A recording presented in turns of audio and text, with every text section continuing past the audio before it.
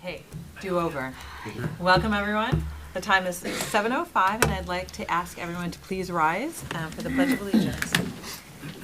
I pledge allegiance to the flag of the United States of America and to the republic for which it stands, one nation, under God, indivisible, with liberty and justice for all. Okay. We received the request to speak more loudly in the session, so thank you for those that made the comment. I know sometimes we get talking and we forget to project, so we're really going to try hard to project so that everybody can hear the conversation tonight. Our first item is public participation.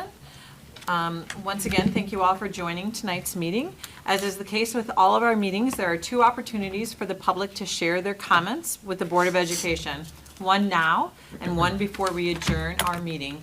For our first public comment session, we will be listening to comments from the audience members who signed up to speak at the start or before the start of our meeting.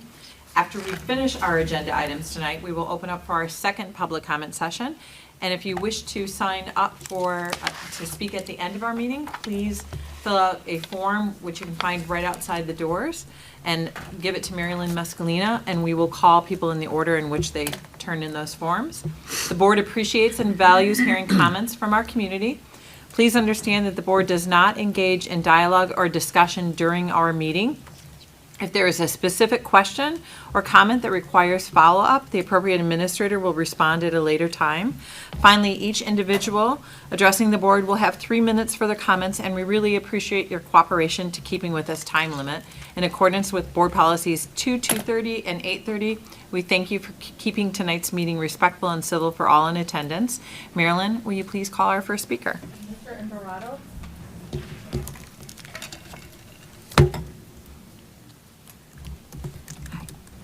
Thank you for the opportunity to speak tonight. I got my tax bill, and I think we all got our tax bill. And took a look at it and took a look back at last year's tax bill and looked at, how much goes to the district here. And it's measured in thousands. It's not measured in hundreds. So it's a lot that comes this way. And like every taxpayer, I think we all get frustrated and irritated with waste when our hard-earned money isn't used as we hope it's used, or is used in ways that we believe is somewhat wasteful. And I think the approach of this board hiring a consultant on the Willow Springs property is an example of wasteful spending. The consultant is arguably here to help solicit community feedback, when in fact, we've gotten significant amount of community feedback up to this point. Everybody's been invited to attend meetings for the past year. Hundreds and hundreds of people attend those meetings and provide their feedback on that Willow Springs property. And as you all know, we also had pretty much every single governing body in the entire area near that property provide feedback to this board as well. So I feel like the board is spending money unnecessarily in order to get feedback that has already been given, and I feel that the board is simply looking for different feedback than what it's already received, or maybe is hoping for community fatigue and maybe a quieter stance from the surrounding areas, or maybe it's hoping for people who really don't care too much to come out and support something that is more aligned with maybe what the board wants to do, but is not aligned with what the communities south of Joliet Road would want. So I bring that up as a frustration as a taxpayer, that I feel like the board is not spending my money and anybody else's money wisely in this case. So I appreciate the opportunity. Thank you. Thank you. Andrew Johannes.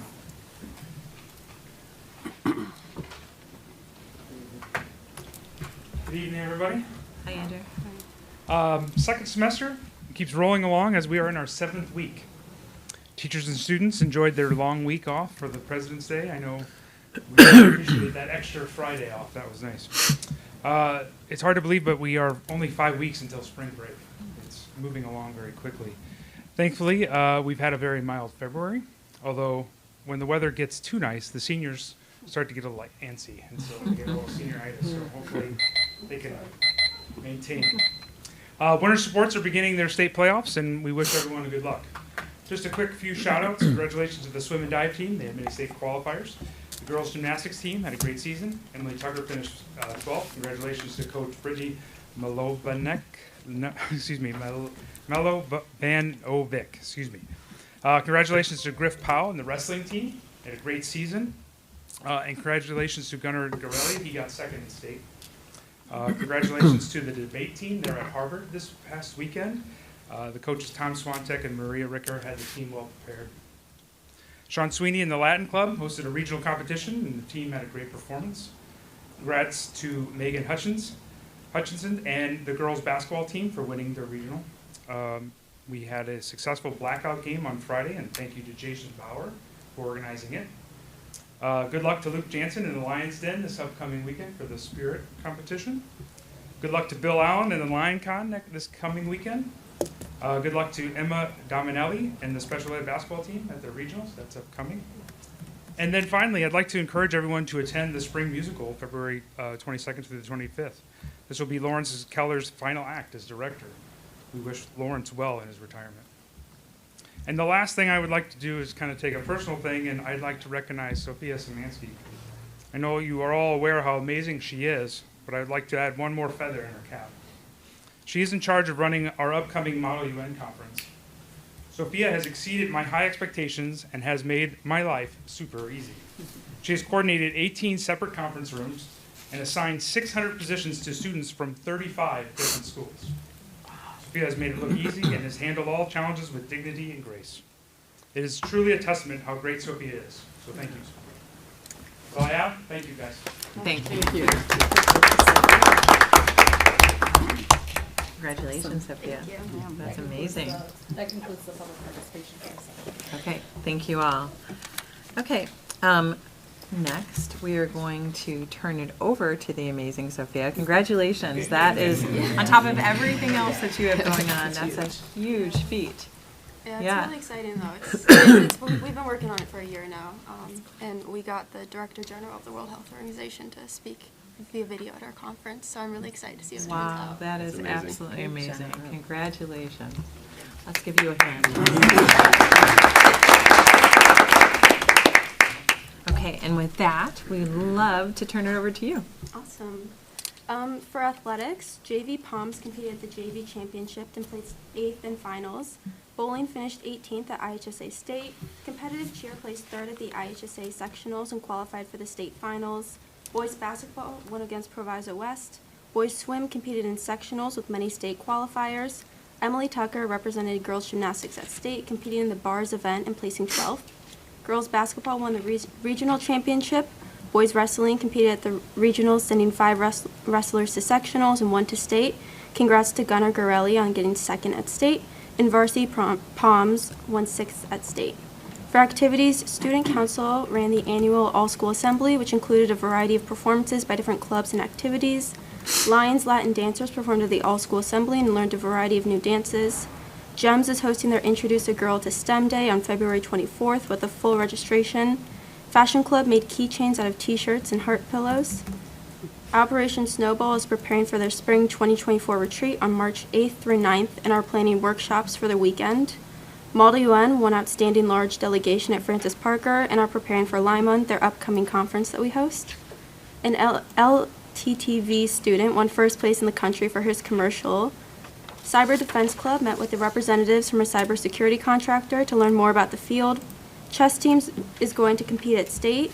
In their last conference, they placed 3rd out of 26 schools, making them 54th in the state. WLTL and LLTV hosted Rockathon and raised $9,540 to support the radio operations. Steppers was featured on ABC7 for their performance at their recent step competition. Varsity Choir won the 13-team Joliet Choir competition. Esports hosted a Valentine's Day fundraiser. Speech Team is attending sectionals and taking several events with hopes to making it to state. Italian Club hosted a pizza making class. Winter Guard placed 1st at their last competition in both of their performances. and Menagerie is reviewing over 100 literary submissions, and art staff begins on February 25th. And that's all. It's been a busy February. That's all. That scroll is all. That's amazing. And here we are, almost rounding the corner to March. And there's been no let-up and all the wonderful things that you've shared with us since August, since the beginning of our time together. And I know not only your Model UN participation and coordination, but also senior year is also winding up beyond the nice weather in terms of that. So thank you for all the time that you spend with us and for bringing us all this great news about LT. We really appreciate it. Thank you. Yeah, thank you. Okay, next we will move on to the superintendent's report. Thank you, President Albert. And I talked to Sophia this morning, and she said we even have schools coming from out of state for the Model That's UN amazing. conference next week, so it'll be exciting. Yeah. I'm also convinced that we're having spring weather in February, and maybe we'll have winter weather in April. We'll see. Hopefully not. So I want to just start with a brief reminder that in your packet tonight, you'll find a memo that provides the monthly FOIA report for February. So please let me know if you have any questions on that. February is Black History Month, and this year's theme, Rooted in Love, United in Legacy, is being celebrated all month here at LT. This coming Friday, the 23rd, we're offering our students and staff really an amazing variety of presentations, performances, and celebrations throughout the day at both campuses. We have guests that include Valerie Humphrey, Arianette Nettles, the Io Dele Drum and Dance Program, Wendy Indy, Jewel Ifguni, and many more. So I think we've sort of evolved the last couple of years, and Dr. Rowe, please jump in if you want to, but she's been coordinating and planning this. But we've evolved from having sort of one performance to multiple performances spread across all the different periods and really giving our students and staff the option to attend any and all of those. So we're excited for Friday. Yeah. Great. Also, throughout the last few weeks, our school counselors have been working with students to choose courses for the 24-25 school year, which is next year. Counselors share course sequences, selection timelines, all the prerequisites for courses, and just a lot of information. Throughout late January, early February, students had a chance to meet with their counselor to go over those final course selections and enter them into Infinite Campus. And then, of course, all of this information, we're in the process of this week and next week, putting it all together into information in a packet that will be shared with the board late next week in anticipation of the March 4th Committee of the Whole meeting, where we'll have a discussion and then consider for approval at the March 18th regular action meeting. So that's coming up pretty quickly as well. LT recently opened up the portal to register for summer school programs. We, again, are going to offer a wide variety of different programs this summer, including elective courses in ceramics and digital photo art, consumer, keyboarding, web page development. We also have core courses in biology, English, algebra, world history. And then we also have a ton of summer programs for little kids as well. So many young children grow up in our community coming to LT for summer school. And we have, Learn to Swim, of course, the culinary classes, and a lot of athletic camps. So we encourage our community to check out the website for more information on how to register for summer programs. And then as part of my report this evening, Shelley Taylor, Chair of the LT Community Advisory Council, is here to present a summary of the feedback from our last meeting. So this was our third quarter meeting. It was on January 31st. The LTCAC met to discuss the topic of assessment and academics. So this included a lot of the data that we shared with the board at the November annual assessment report. Also included some information, and we got some good feedback on the upcoming administration of the online SAT. And as always, the tables were able to kind of roll their sleeves up and dig in, listen to the information, but also give us some great thoughts. So Shelley's here to present that feedback, so take it away. Okay. Thank you. Thanks for the time to speak tonight. Thank you. As usual, we had a great turnout for this meeting and lots of enthusiastic participants. Somebody asked me after the presentation if I thought that was of interest to the group. I think it really was because they had a lot to talk about and I think shared a lot of good feedback. So one of the questions they were asked was, in addition to what's been shared tonight, what additional test prep opportunities do you think would help support all students? I pulled some highlights and I tried to not pull things that I know already exist, but I apologize if I missed some. There was, several people mentioned offering a 4-credit class for SAT prep, as an elective, or maybe as an alternative to study hall, acknowledging how busy our students are, and that sometimes it's hard to find time to get to after-hours prep classes. There's a lot of talk about bringing in earlier and consistent review of weekly test questions, and it was shared that junior teachers are given bell ringers to do just that.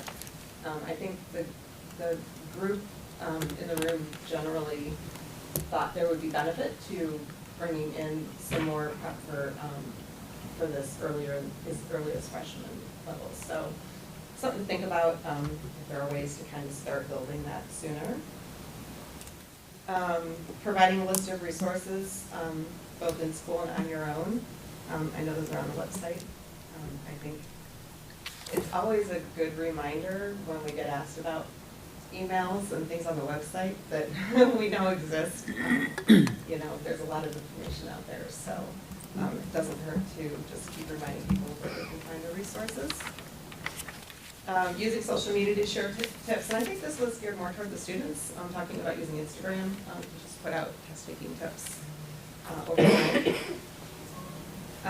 And then there was also a lot of stress put by both the administration as well as the participants on, remembering to balance test prep with not teaching to the test and focusing on the other education of course we want our students to be getting while they're in school. Then we also asked about what information should be shared with parents regarding the new digital SAT and how should this be shared. It was brought up that a lot of parents might not be aware of how SAT scores can affect merit offers from colleges, so making sure that the significance of the performance on that test is understood by parents and students alike. Sorry, I just said that. Clearly communicating the timing relevant to college applications. So the test is administered in April. The students are going to need to do a retake, and they're applying in the fall. That gives them a tighter window. So just making sure that parents and students understand what the timelines are and what other available opportunities are. Directly, meaning to the parents, communicate free test prep information that's available to all students. Understanding that students are often giving a direct invitation, but might need some extra push to take advantage of those. Reviewing this at curriculum night when you've got a great contingency of parents and a captive audience. And then we asked about how the community can use the strategic plan dashboard to support school initiatives and programs. I think a lot of this focused more on communicating the dashboard. So highlighting a goal or initiative in the principal communication was one suggestion. Using QR codes to link to the dashboard and the strategic plan and in community publications. I think this was referencing like community magazines, other things that the school's not sending out that are landing in households. And then holding a community presentation to help kind of tell the story of the data, so sharing the data and also making the connections and helping parents understand and the community understand the significance of it. A lot of nuances were pointed out to us as we went through this presentation that you wouldn't necessarily extract from just kind of reading the slides or reading the data. So those were the highlights that came up. Yeah, Thank you, Shelley. We appreciate it. Thank you, Shelley. Thank you. So, as Shelley said, she presented some of the highlights, but all the feedback, the raw data, the raw feedback data, the slide deck, the materials, and all the resources that were shared with LTCAC that night are currently posted on our public LTCAC website, so feel free to check that out. And we, of course, vet all this feedback through the variety of leadership teams we have here, just to look for things that we aren't already doing, look for opportunities to improve. And we're looking forward to our next meeting, which will be May 1st. The topic will be all focused on Goal 2 of the strategic plan, so we'll have some student services and some equity-related topics as well. So that's coming up later in the spring for our fourth quarter meeting. So, and that concludes my superintendent report for this evening. Great, thank you so much. Okay, next we're going to move on to new business, and our new business action items. We will begin with the consideration of donation agreement And we'll turn that over to you, Dr. Waterman. Thank you, President Albert. I'm very excited to present this next item for board consideration and approval. As the materials in your packet indicate, the board has received a donation commitment. I shared all of the relevant materials with the board last week, and my hope is that you've had time to review the information. Because of the significance of this act and this donation, I would recommend that the board first vote to consider approving the donation agreement as provided in your packet. And then following the vote, I will have much more to share regarding the donation agreement, if that's okay. Absolutely. Okay, on that note, can I have a motion to approve the consideration of the donation agreement as presented? So moved. Second? Marilyn, will you please call the roll? Member Alvarez? Yes. Member Vita Daniels? Yes. Member Dillon? Yes. Member Nato? Yes. Member Thomas? Yes. Member O'Bear? Yes. Okay. So again, thank you, President Albert, and to the board. With the approval of this donation agreement, District 204 is excited to announce that the Stacy Ann Baker Charitable Fund has graciously committed to donating $2 million to facilitate and enhance the educational athletic opportunities for student athletes here at LT. These funds will be used to pay for the cost of renovating and modernizing our girls varsity softball field at South Campus. And as part of the agreement, the completed softball field will be named Baker Field in honor of Stacy Ann Baker and the Baker family. Stacy Ann Baker, a 1985 alum, excelled at LT and specifically on the softball field, where she was named the most valuable player before earning a softball scholarship to Northern Illinois University. After college, Stacy became a member of the Chicago Board of Trade and the Chicago Mercantile Exchange, where she started her career in the trading pits. She eventually went on to serve financial futures clients at the Chicago Board of Trade. Stacy tragically passed away in a car accident in 1999 at the age of 32. We are honored to have Stacy's brother Michael with us here tonight. And Michael, on behalf of District 204, we are overwhelmed with you, your family, and the Stacy Ann Baker Charitable Fund's generosity. We feel very privileged to remember Stacy and her love of softball by modernizing our girls' softball field. There is no doubt that Stacy's passion for our school and softball is going to positively impact student athletes here at LT well into the future. So tonight, I want to present you with a small token on behalf of LTHS, and thank you again for this amazing gift. And as I've said to you before, we cannot wait to get started on the planning process of what is ultimately going to be an amazing facility for our girls softball program. Thank you.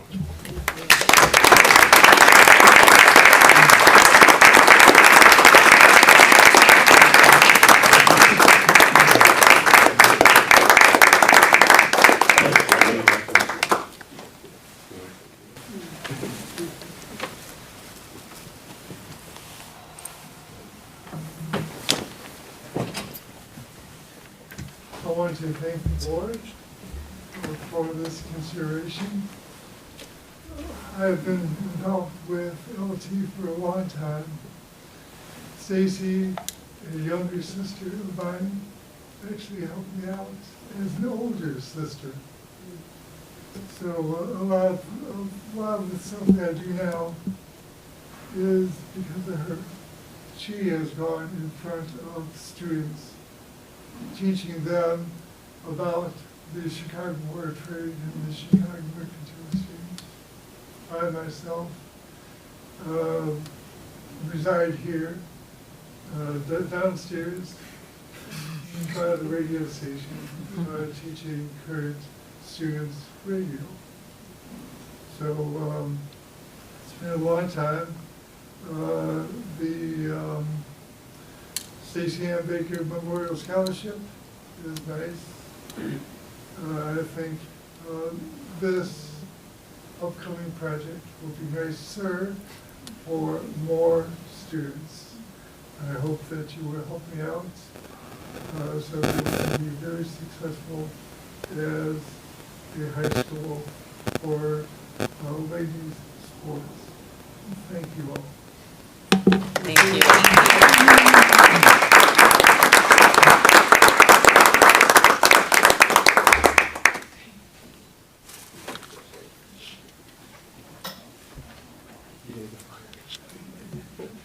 Thank you so much. We're gonna sneak Thank out. you. Wow. It's amazing. That's very touchy, generous, and very touching. Just Yeah, want to that's say, amazing. because I was a classmate of Stacy, and she was just such a tremendous person, and just like on the field, but off the field as well. I had classes with her and graduated with her in the class of '85, and she was just such a great spirit to be around, and for everyone in the whole class of '85 who knew, and everyone knew Stacy. So just very appreciative of the family and their generosity. And again, she was such a tremendous person. That's amazing. Thank you for sharing. It's an honor to have her name then on the field, and it'll be very exciting to unveil Absolutely. that. Yeah, Honor to honor her legacy. Michael and I talked a lot, and you can tell he didn't want a lot of the fanfare, so he was wanting to get out of here as soon as he could. But we've been talking to him since the fall, and he's excited about this project. We're excited about this project, so we're ready to get started. Cool. So thanks for the board for the support. Thank you to the family. And thank you, Michael, for the comments. And her favorite color, as he was wearing, is purple or lavender, one of the two. But she always had that, and everyone knew that. So So hint for some color in the design somewhere. That's great. Okay. Well, next, we'll move on to our unfinished business. And our first action item will be the consideration of approval of textbook and instructional materials. This is our second reading, and I'll turn it over to Director Scott Eckerding. Thank you, President Robert. We are taking a look at a second reading. Since our last meeting, these books here in front of me have been on display for public viewing. We've had no takers. No one's come to take a look at them, but that's okay. Part of our process, we want to make sure that everyone is aware of what we are approving. As far as the changes from the last meeting to this, there are no changes.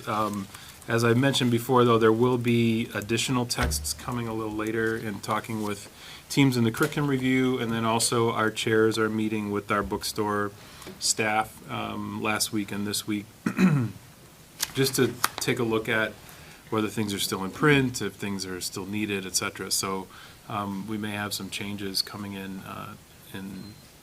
April.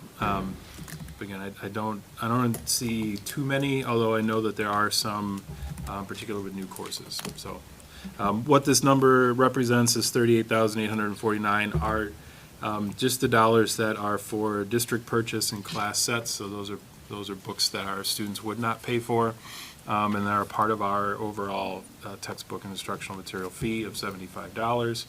And then just cleaning up a few other things too. So unless there's any questions, there have been no changes since the last meeting.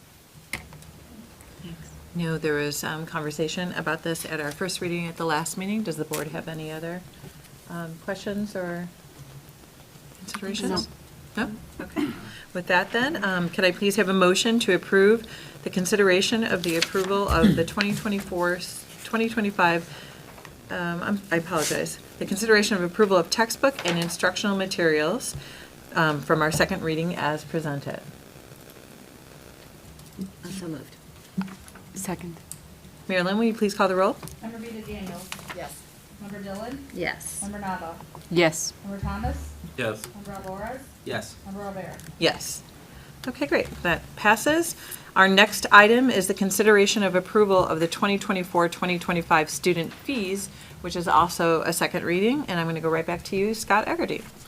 All right, and as is true with this report, as we just discussed with the textbook changes, we have made no changes to the fees at this point. We are reviewing fees for the fall for individual items such as consumables and those types of things.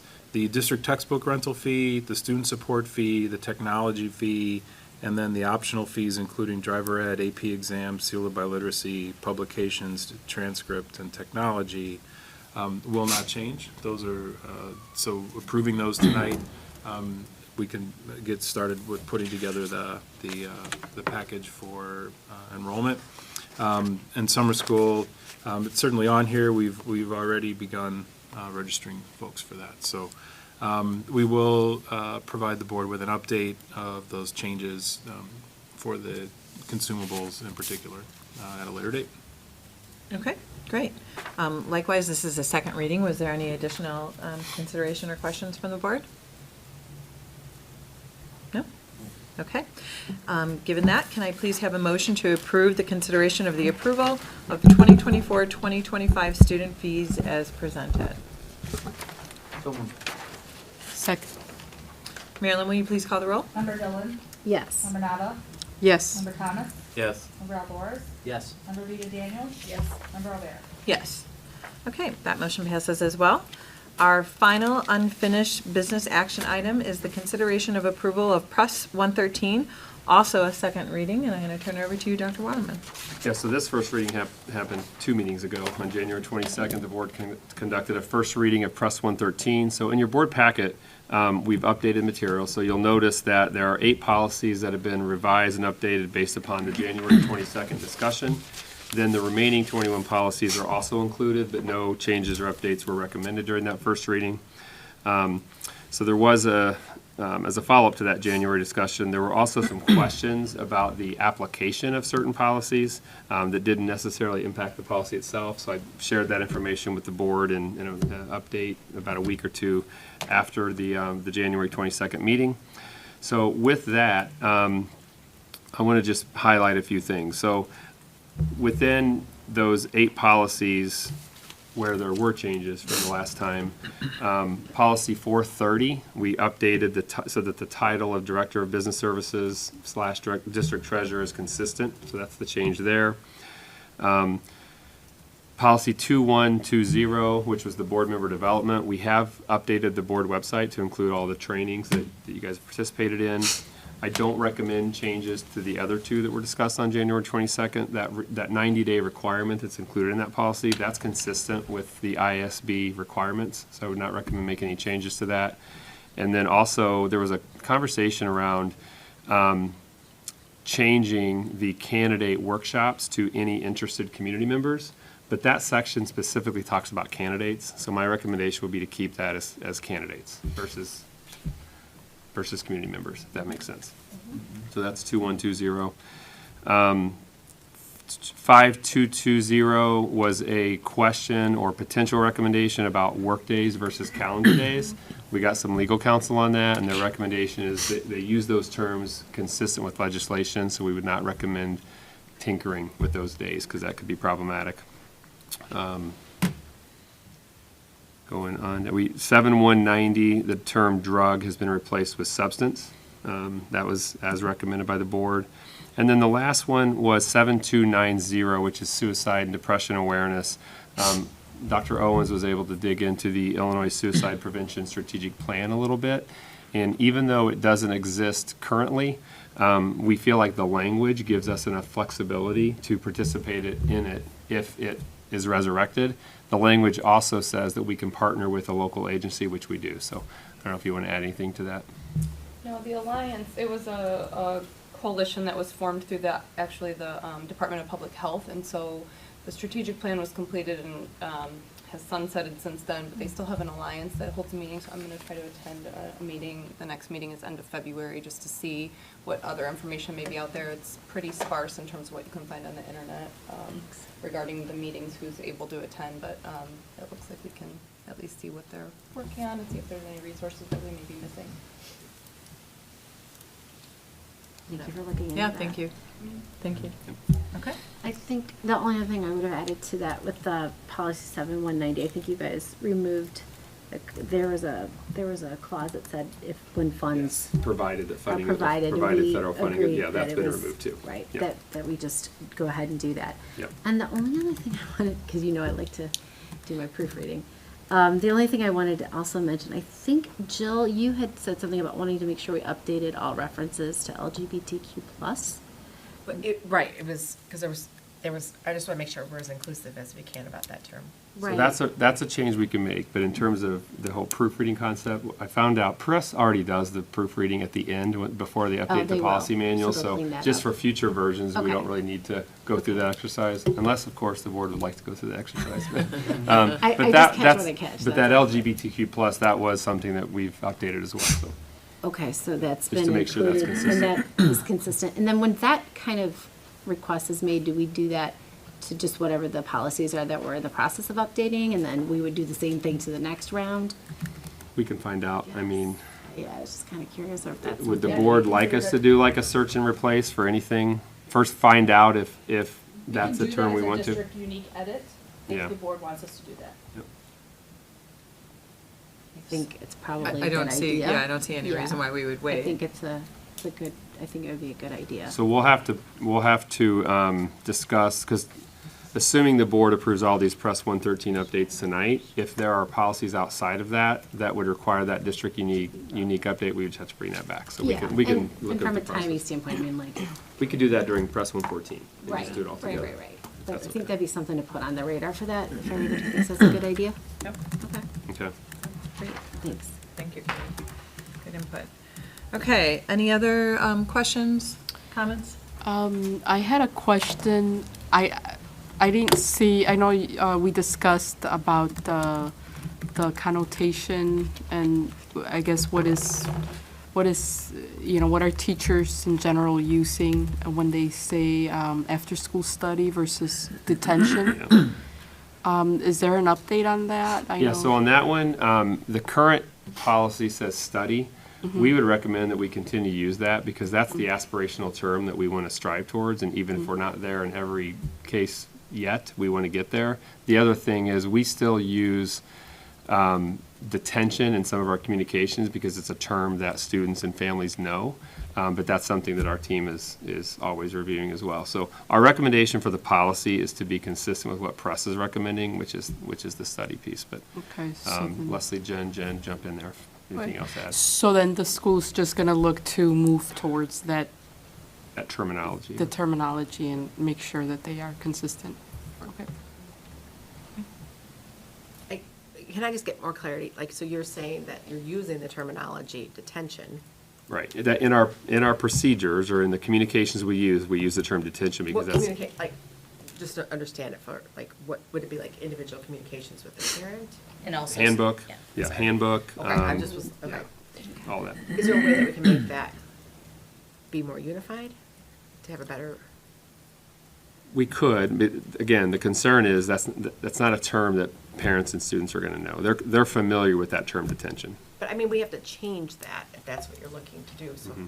how do we change it just because they're not familiar now? Is there a like, maybe you put a mandated study, I don't know. Put an explanation in there that kind of explains what that is. I don't know, that's something Footnote. our team could go back and, I mean, is that bat something, I mean, around. just, because I hate to say that we're changing it, but yet we're really not changing it in practice, and how do you do long-term to achieve that? At some point in time, it's gotta be we wanna get there. changed. Yeah. So what is the pathway to change it, I guess? I mean, I think it's honestly making the change, but communicating in that way where parents and students understand what it means. Right, so I mean, But that has to be in the communication. Right.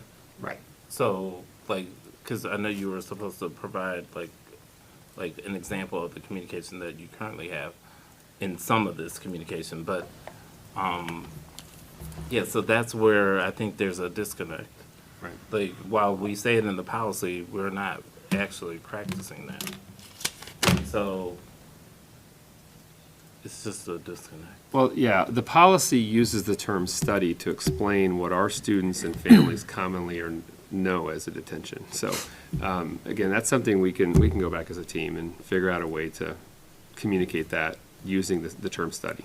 And then maybe we put a little qualifier disclaimer on there that explains that it's still a consequence, but it's a restorative consequence meant to provide support to the student.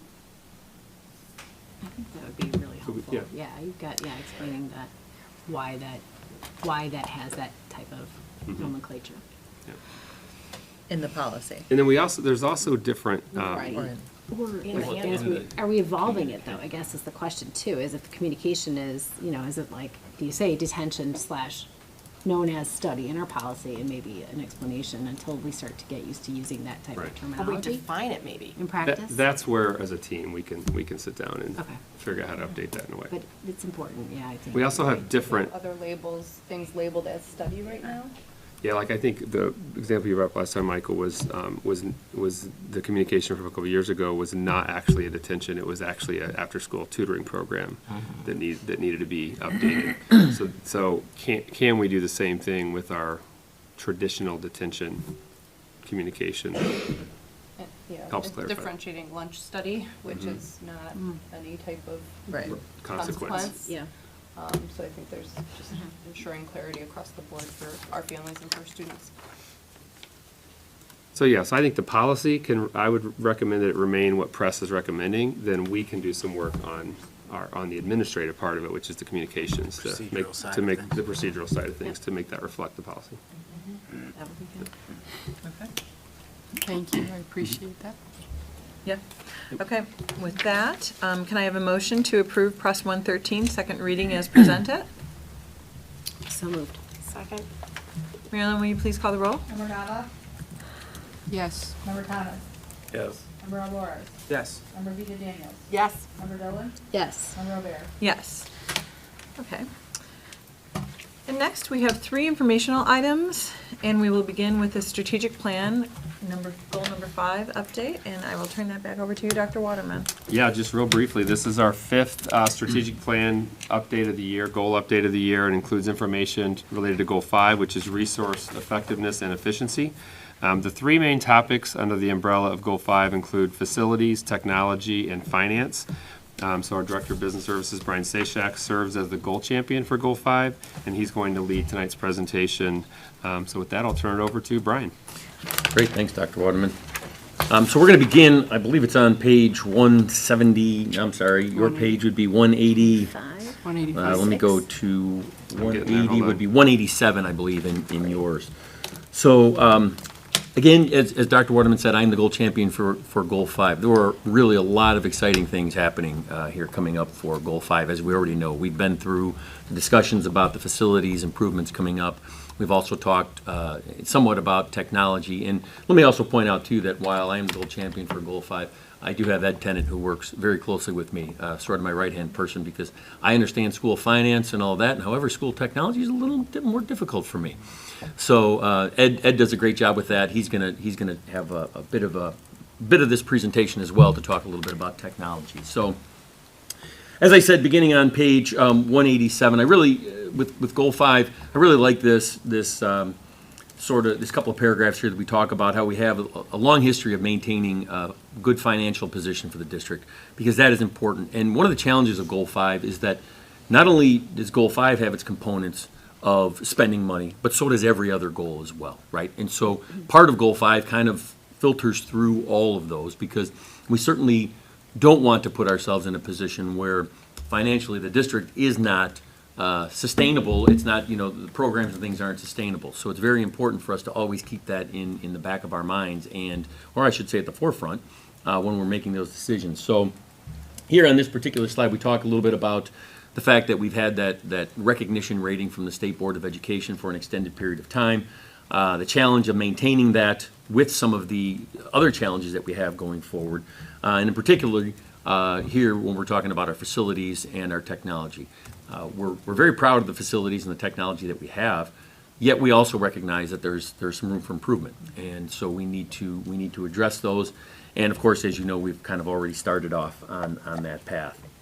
So what we have here when we developed Goal 5 is we have really those 2 strategies, as Dr. Waterman mentioned, improve technology infrastructure for an access for students, staff, and families, and then strategy 13, upgrade facilities to better meet 21st century interests and needs of students and staff. And as you know, we're already going down the road on that journey with some of the facility improvements that we have scheduled coming up. And then also we've really been we're in what now, Ed, the 3rd year of our 5-year technology plan. And so we actually started some of that even before we had the Goal 5 in place because it was necessary really at the time of the pandemic. And so those were some, obviously, plans we put in motion there back then. So going on to page 189, every goal has an action planning team. And Goal 5 is exactly the same as all the rest of them. We've already had 2 meetings this year. Our first meeting is on September 25th, where we reviewed and updated our strategies, our objectives, and tasks. So that was a review of what we already had, and we want to make some changes. We made a few small changes to some of those objectives and tasks. Our second meeting was on January 31st, where we reviewed our goal metrics from the 22-23 school year. And then we set targets for future dates, or I should say for future years in terms of where we think we want to go with those. And then finally, we'll have a meeting sometime in May of 2024 that will develop and draft our task list for 24-25. I have to admit it's a little easier for this goal because we already have, with a 5-year technology plan in place and also having a facilities plan in place, we're really just kind of following that roadmap to what have we done, where are we going, and what do we need to do, going forward. So for this team, it's a little bit easier in terms of having those plans in place. Any questions on any of these so far? Okay. So again, going on to 190, this is where we kind of looked at originally. We said, why do we think we need to improve on these areas? And again, we talk here a little bit about the technology and the technology improvements that we recognized during COVID-19, and I don't think we were the only district that recognized that there were issues that we needed to address there. And then, of course, the condition of the facilities. We know that we maintain our facilities. We maintain them obviously both from mechanical and cleanliness standpoints, but we also know that many of the facilities we have in the district are older, and we need to look at renovating those facilities for continued improvement. And so really that's that rationale for why we have this goal and why we have those 2 strategies in place. On page 191, I keep saying I'm looking at my translation here, so I apologize about that. I might do that a few more times. But so if you look on page 191, here are our strategies again. But now we put in the tasks that we're looking at for each strategy. I'm not going to read every one of them to you. You can certainly go through those. But of course, strategy 12 being technology, we're assessing our network, we're assessing our infrastructure, and making sure that we are making continual improvements to that for students and staff, making sure that we also are allocating funds for that on an annual basis. Just as kind of a side note to that, we're generally right now spending on technology somewhere between $1.2 and $1.5 million annually on technology upgrades. And then on strategy 13, same thing as we again put a number of items together here, tasks to accomplish. And again, we're looking that we're maintaining the facilities. We're also looking at upgrading those facilities. We're looking at receiving input from students, parents, staff, community on what direction we want to go with these. And as you may recall, there were quite a bit of surveys, discussions with those groups before we kind of put in motion the upcoming projects that we have in place starting here toward the late spring of 2024. And so those are the items that we're constantly working on within these 2 strategies and keeping them in mind as we look at what we're doing now and what we're going to be doing going forward. I'm going to skip over the goal metrics on 191 because I want to get over to 192 because here what we're going to do actually is we're going to talk about those goal metrics and where we are for where we were for the 22-23 school year. And so the first 3 goal metrics are exactly what comes from the first 3 metrics used by the state of Illinois in its financial profile score. And again, the reason we pulled these is that they hold the most weight for that financial profile score. There's a couple of other metrics that the state uses. It's a percentage of short-term borrowing, a percentage of long-term borrowing. Those are really weighted. I think they're about 10%. These over here are quite a bit higher. And really what they're looking at here is how is your district operating, right, financially. So the first one, fund balance to revenue ratio, is really, again, as we talk about how much fund balance do you have compared to your annual revenue. And so in 22-23, we had 57.4% was where we stood with that fund balance to revenue ratio. A little bit higher than what we anticipated, but again, remember too, we also had that corporate personal property replacement tax that was a much higher revenue source than we've seen in recent years. That resource is actually decreasing this year, probably by about $4 million. So we're gonna probably fall back a little bit further in that, and that's okay. I mean, we didn't think that number, the $11 million or so that we had, up from $3.5–4 million was going to stay there. We also don't think it's going down that far either again, but we'll have to continue to monitor that. So our target for that's about 55%, which is, we didn't just kind of pull that number. We kind of looked at the average of the history of the district of where we've been. And so that's kind of where we would, look at maintaining that. It's not a terrible concern if we hit 50% or something along those lines, but we certainly want to look at that. And remember too, theory, the revenues are going to grow every year as well. So that percentage is going to move based on the growth in the revenue also. Expenditure to revenue ratio. So really what this tells you is, are you overspending what you're taking in on an annual basis? And so what we're looking at here is we want to target about 98%. So really, just to give you a quick number, if we were going to have revenue of about $100 million, we'd want to spend about $98 million of that, right? So that leaves us a little bit of a buffer there, a couple $1 million for any unforeseen issues. As we talked about before, we are self-funded for insurance, so we pay claims, we don't pay premium. So that leaves us a little buffer there. And again, anything that we would take in that's a surplus can certainly be used toward other facilities projects, that sort of thing, which is what we're going to be doing here coming up, and we'll talk a little bit more about that. So again, we want to use about 98% of that. Operating capacity is how many days of revenue do you have if, in fact, you don't take in another dollar of revenue from any measured day. So tomorrow, today, if we took in our last revenue today, how long would we be able to operate? Now, again, this is as of June 30th, and we're at 225 days, almost 226 days on the school report card, and we're targeting, try to be about 210 days. So, and again, that 210-day number is a little bit more in line with the historical past of the district. And so that's kind of where we pulled those three numbers from.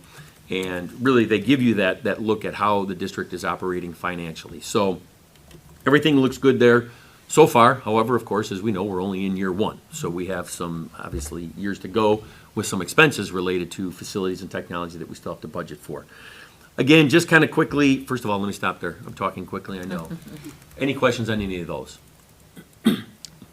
I just had one question on the fund balance to revenue ratio, our target at 55%. Is that pretty standard for districts around us? Do you have any pulse on what other districts' targets are? I don't. But what I can tell you is that when, in my discussions, when we talk about where we would like to be, okay, and Elizabeth Hennessy is in the audience, and she's going to talk a little bit about the bond issuance in a little while. What Elizabeth has said to me is that generally a district that has the AAA rating is usually around 50%. I've also spoken with our auditors, and the auditors have said a good number is 50%. So we might be a little bit higher on that 55, but again, that gives us a little bit of a cushion. Yep. And so that's really where we kind of want to be around in that area. Perfect. Thank you. Sure. I guess I had a similar question, but just slightly different.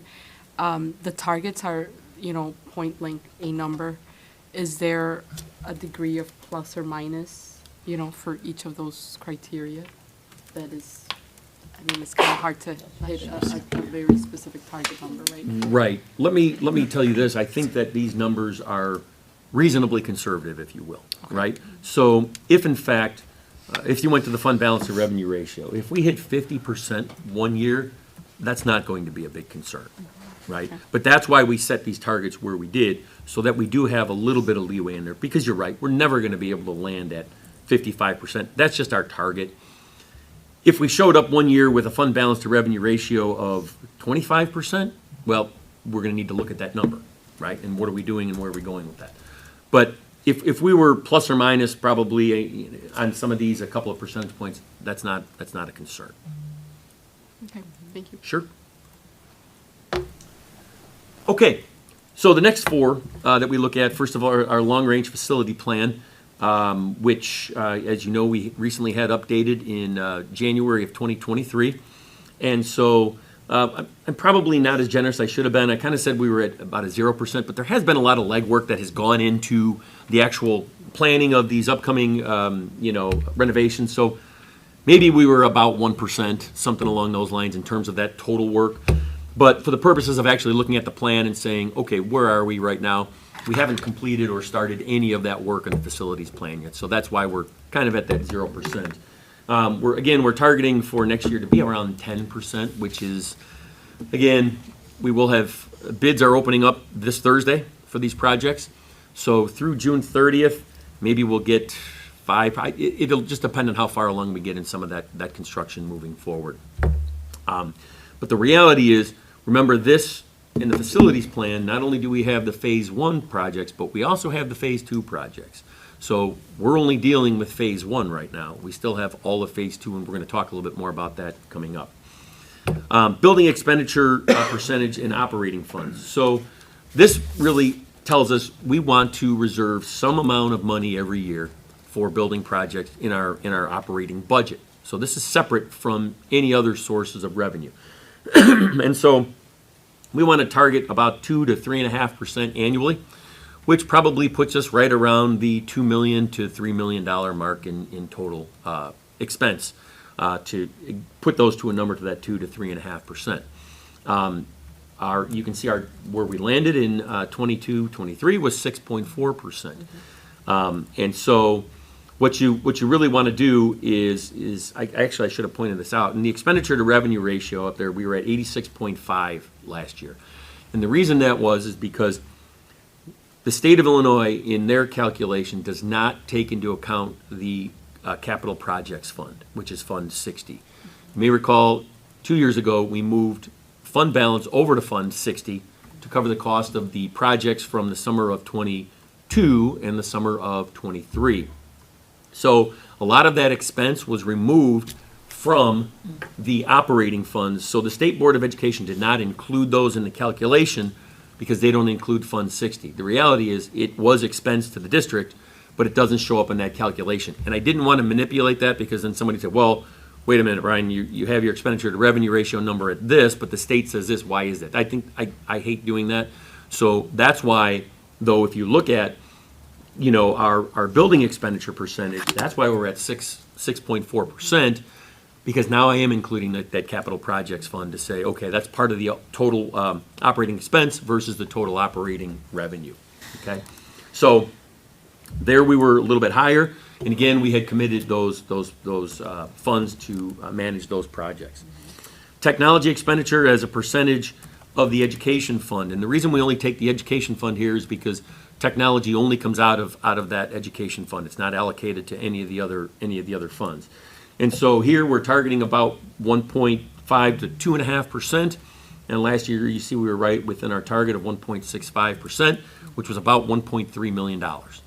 And so that's about where we're looking to be annually, and what we feel is appropriate for continuing to maintain the technology plan on an annual basis going forward. What's interesting about the technology plan, and Ed will touch a little bit on this, is that once we'll start over in a couple of years, a lot of that equipment that we did in year one is going to be 5 years old. And so, as many of us know, in technology years, 5 is very old. And so we'll have to look at renewing a lot of that equipment again in a couple of years that we put in place, at that point will be 5 years ago. And then finally, the long-range technology plan, very similar to our long-range facilities plan. Where are we at with that? Again, we got a little bit of a head start on this because we started on this before Goal 5 was in place. So we think that we're about 55%. We should be around 60% at the end of this current year. Then we'll have 2 more years to go, and the plan would be to get that other 40% completed in really by the 25-26 school year. And then probably a year from now, start looking at where we are going for the next 5 years of technology after that. So I have a question, Brian. For the building expenditure percentage, that is shown 6.4, and then the, what was it, the operating capacity? No. The expenditure to revenue right. ratio, yeah. Right, those two kind of go hand in hand, it looks like, and there's a reason for their numbers. Say that that wasn't the case, and it wasn't an extenuating circumstance, and your 6.4 was what it is, right? Okay. Legitimately all there. Mhm. Could you transfer some funds into the long range that's at 0, that's not hit, it's got a target of 10%, and we're at 0? I would imagine you really can't move between funds, but I was just curious. Could you move some of those funds to the long-range facility plan? So we can, and, okay. and we will at some point. Okay. So we've talked about, we'll talk about some of the funding sources coming up for these Phase 1 projects. And so some of the surplus funds that the district has, we will move some of those and utilize some of those for some of the Phase 1 projects coming up. Okay. Yeah, so we can do that. Okay. Yeah.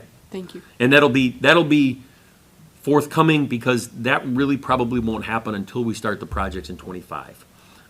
Because I'm hopeful that we'll have enough money right now from the bond sale to cover the existing projects. And so, again, from the perspective of what we talked about, the bond sale, we really need to spend all that money within the first 3 years. So we're using all of the bond sale money for the next 3 years. We're not going to use for the Part 1 of Phase 1 projects, we're going to use up all of that bond sale money first. So anything that we have after that, after the bond sale money is exhausted, then we'll be looking at where we are with remaining district funds and how we're going to fund those. But again, the goal right now is to use up all of that bond sale money first. Okay. So it'll probably be a year. Next year's budget or the following year's budget will have potentially some transfers in there we'll talk about. Okay. Okay? Thank you. I would just add to that, as we talked about last June, again, at some point, we're going to be coming to the board and saying, we recommend using that first metric, the fund balance to revenue ratio. We recommend using some fund balance for Phase 1 of this project. So that Phase 1, 3-year, approximately $40 million project has 3 funding sources. It's $27.4 million in bond sale. It's $2.5 million per year, or $7.5 million of the line 5 on this building expenditure percentage. So we spend that every year anyway. And then the third source is the recommendation to use anywhere from $6 to $10 million of our fund balance. But as Brian said, we want to spend all the bond sale money first. So we won't be making that recommendation on the fund balance until probably next year at this time, you think, or maybe even a little later than that. Yeah, it could be either the 25, fiscal year 25, or 26 budget, one of the two. No, that makes sense. Yeah, we'll I talk that remember through. you saying that. Yeah. Quite, yeah. Yeah. So with that, those numbers that we're talking about, even if we did the 6 to 10 million in the fund balance reserves, that would still keep us above the 50% target that we're trying to stay at. That's correct. Okay. Yeah. I just had a question related to line 3, the building expenditure percentage, where the target is 2 to 3.5%. Yes. And that's what it's pretty much historically been. Right. I kind of wanted to know, like, how we kind of got to that number and that percentage. And is there any reason, or would there be any ability for us to look at that differently? I think one of my concerns too is that, like, with all the work that we're doing for Phase 1, what will there be other things that would also need to be addressed? I guess I'm just worried that something else would not be taken care of because we have to use the funds to take care of the Phase 1 renovations. And there's the age of the buildings and stuff, obviously. There's things that we need to address and that we do every year with that same 2 to 3, 2.5 to 3, or 2 to 3.5%. Right. That's what I'm getting at. So let me answer the question by saying that I'm going to be updating the 5-year forecast for the board, the financial forecast, and I'll be doing that for the March board meeting. If you recall last year, we had about $5 million annually in projects. So that would be higher than what we have here in this 2 to 3.5%. what we'll have to do, of course, is look at that 5-year forecast, kind of see where we are, because what the district has done historically, to answer the first part of your question, is we've always kind of backed into that capital projects number, right?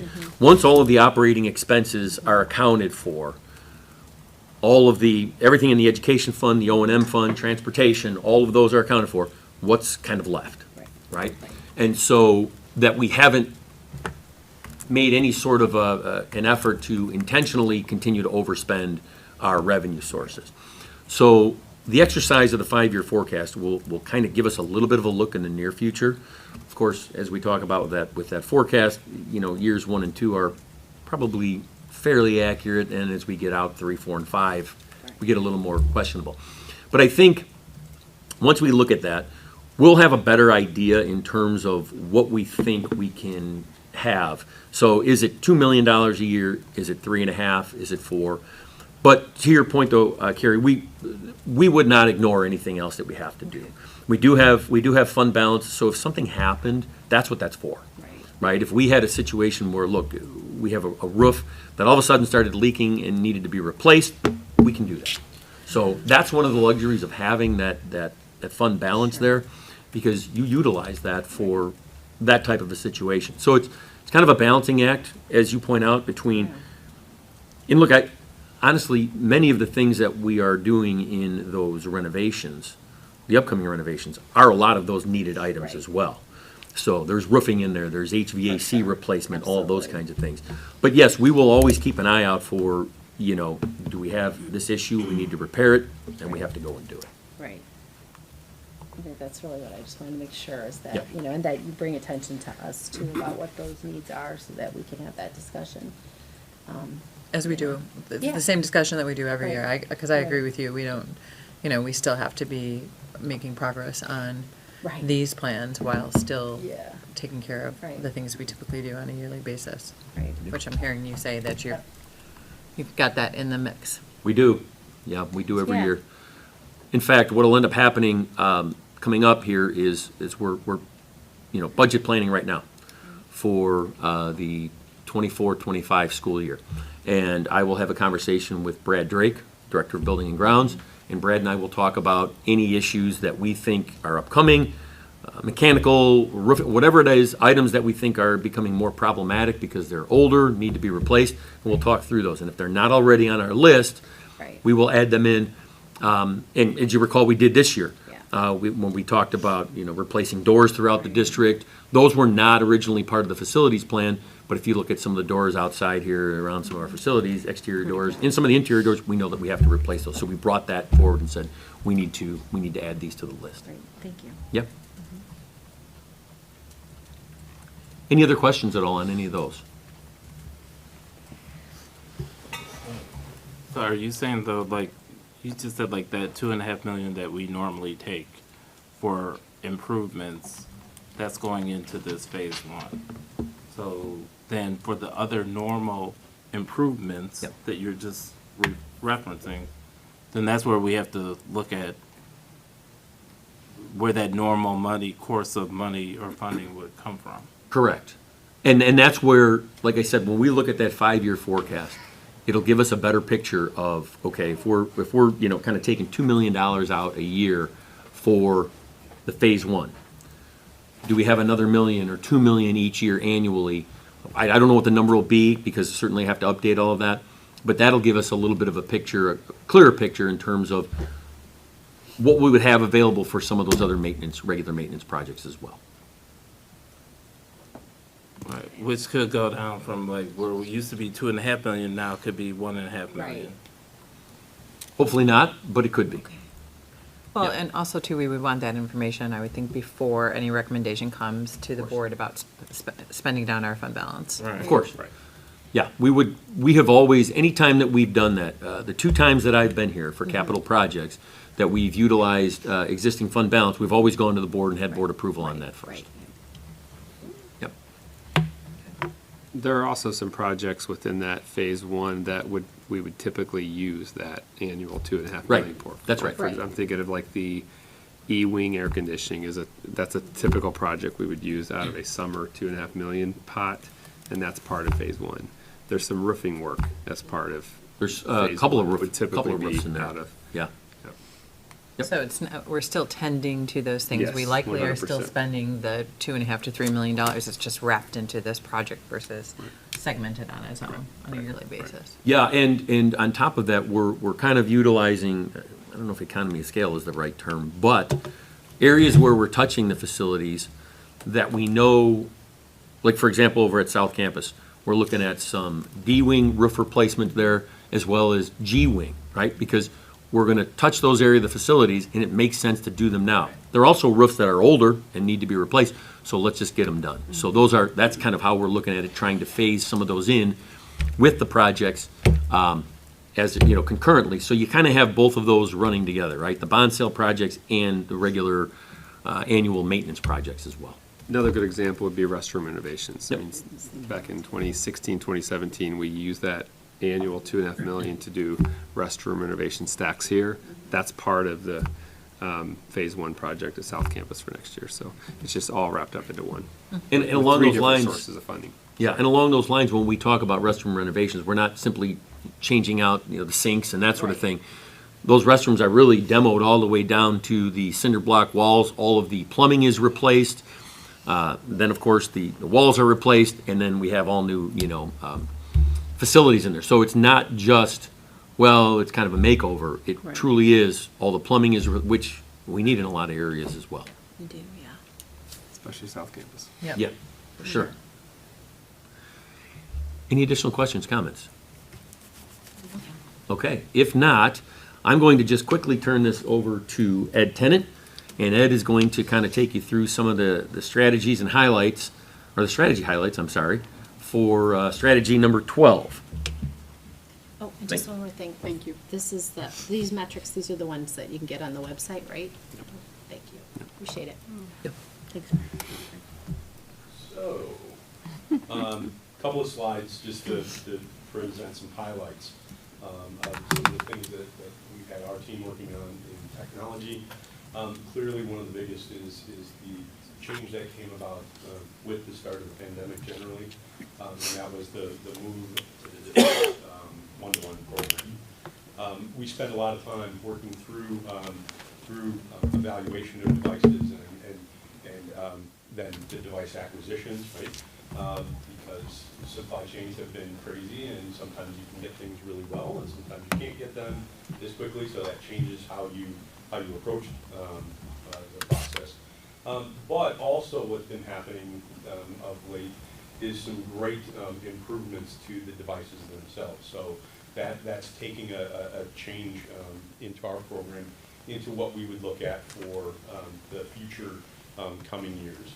Our strategy, once we sort of primed the pump, if you will, by getting a device for every student, has been to keep going with an acquisition per incoming class of freshmen. And then that, at the top end, gives us a number of units that we've been able to use for various programs and as our loaner stock when students break devices or have problems with devices, for dedicated testing operations, which allows us to utilize an inventory of devices instead of relying on the ones that the students are carrying for certain events and activities that way. And then as we look to evolve our program, we've gone in and done some things with now involving some student aides in the program, which was one of the other ultimate goals of the program, and that is that we now have students working at the student help desks, assisting our professional staff with some of the repairs in some cases, and some of the just day-to-day business. We have a number of students that are working in the desks, handling those rapid swap outs or loaner program devices. Other things that we've had going on, typical of the activities that Brian was talking about, cyclical replacement of staff computing devices. That usually takes us 2 years of our 5-year cycle, 4 or 5 year cycle. We try and keep those under 5 years of service because they get beat up pretty well in the 5 years. Transition of classroom PCs to monitor dock units. It's substantively completed. There's a couple of areas that have unique circumstances that we haven't finished off yet this year. Ultimately, there's a number of things driving behind that. Some of it is the change in the way some of our classrooms get used. We have more teachers sharing classrooms, and the idea of that teacher PC having to log on and log off at the beginning and end of every period was adding some of the transition time from teacher to teacher. It also allows us to do all sorts of other things with accessories in the room to make it easier to switch in and out for teachers that are trying to connect with different types of what would you call them? Accessories, I guess is the right word I used, right? We have, in part of the tasks on the list there was some additional training for students and staff. Over the last couple of years, we've integrated significant training for students into a couple of different programs. The day one activities, when all the students are coming back to school, there's been a tech session added in, just to make sure that everybody's stuff is working correctly and that we have an opportunity to present to them any changes that have come from the previous school year. And then a little bit more directed activity with that within the RISE program over the summer from the Invited program. You guys have heard about it at prior meetings. This year, we also worked through the completion of migration from Lyons to School Links. We completed a migration from the Skyward business information system being hosted on site to that now being hosted up at the vendor site. That adds additional redundancy and security into the operations, and it takes a little bit of pressure off of our team and our infrastructure here from having to host that. Additionally, we supported the transition from using Google Meet instead of Zoom for parent-teacher conferences. That's actually a licensing cost savings for us. Google Meet is one of the products that's already in the Google Educational Suite of products that we're using. And Zoom was a great tool for us to survive the pandemic, so to speak, but it was adding quite a bit of cost to our portfolio.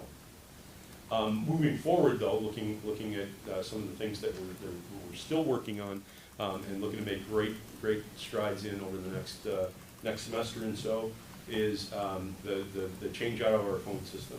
The existing PDX on campus is older than I think almost all of our students, and so that's pretty old as far as technology goes. And so again, we're moving to a vendor-hosted solution that allows us to take even more pressure off of our data centers and some of our infrastructure that gives Brian and the facilities teams a little bit of breathing room as far as some of the upgrades that they're doing. That phone system, you see that we have 4 kind of groups, I'll call them, of users that are being migrated over. We have some teachers that right now don't have any phone access, and we're going to be able to give them through their laptops and through if they choose their personal mobile devices, access to the phone system to make a phone call if they would like to do it anywhere that they have internet access. Another one that's in there is the new phones in all the classrooms. This is going to be a huge improvement on our safety and security strategies by putting a device in every classroom, which we've not had previously. We'll get through the point of actually changing over everybody in the offices that has an extension, and that'll bring across consistency and reliability. Everybody in the system will essentially have the same device. Right now, there's probably 40 different models of phones out there, just based on the age and generation of everything that's going through. And then we have some lines that provide service or utility type of functionality, elevators, faxes, gas meters, different things like that, just plain old utilities, and that they have to be connected to phone lines to provide the very basic services that they do. Next, we're also working through our infrastructure upgrades, the wired wireless network. That was one that hit us really hard from the supply chain.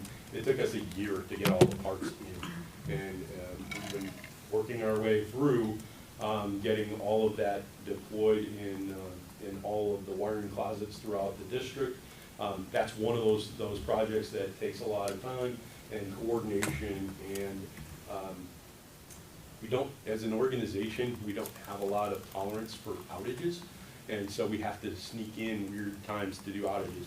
Our best run recently was during winter break, and we had a really solid week when nobody else wanted to be in the building, and we were able to make a lot of changes and updates that way. Another really exciting project that we're working on, Dr. Terrell and the building team has been greatly involved, is the digital signage project. That is not just the sign, the digital panels that you've seen in the hallways with some of the announcements, but ultimately that leads to a new classroom video interface throughout all the classrooms in the district, and then that can be leveraged when there is an emergency situation, just like the signs in the hallways. They can from the building team's control take over all of the displays throughout all of the classrooms, all the buildings, if they need to share relevant information about a situation. We're underway with implementation of it's an industry-leading ransomware and threat detection, protection, and response solution. It's really exciting because you know it's working when you see people trying to do bad things, right? And you hate for people to try to do bad things, but you know that we're in a better position to protect the district when we're using these types of solutions. We're working with HR to update the frontline ASOP solution to the Red Rover absence and substitute management. And then the other project that we've taken on before the end of this school year is to move from our school dude, it's now Brightly is the product name, to a master library solution for the facilities reservations and the maintenance requests. So buildings and grounds work orders, and then facilities booking. How do you reserve a room and ensure that you're not laid over with, conflicting with somebody else who's made a request for the same space. So that's kind of some of the things we've done, some of the things that we're still working on, some of the things that's taking up the bulk of our time.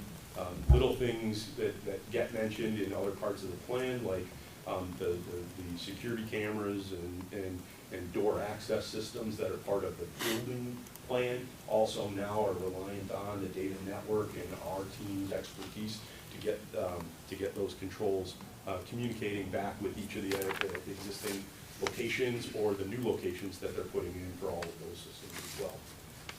So that's kind of in a nutshell, pretty quick flyover of everything that we've been doing that way. Any questions I can answer for anybody? I think the only question I had was, we're in the third year of the 5-year technology plan, and obviously the strategic plan, while we don't have a definite year, expiration of it, it seems like that technology plan is going to be outdated before our goals here. So how are you managing the dovetailing of that? So what happens is part of the strategic goal for Goal 5 becomes the reauthoring of a new multi-year tech plan, and that process starts for us next fiscal year. Next year, okay. Yeah. So it takes us a little bit of time to collect all of the information and then author that plan into a multi-year. Okay. One of the things Brian and I have talked about too is the North Campus part of the facilities project involves 64 classrooms of modernization, and technology is a big component of that. So next fall, we're already going to need to get feedback from our staff on what a classroom looks like from a technology perspective if we're renovating it, and that's a great time to update the tech plan as well. Right. So we're looking forward to the fall to do that work. Okay.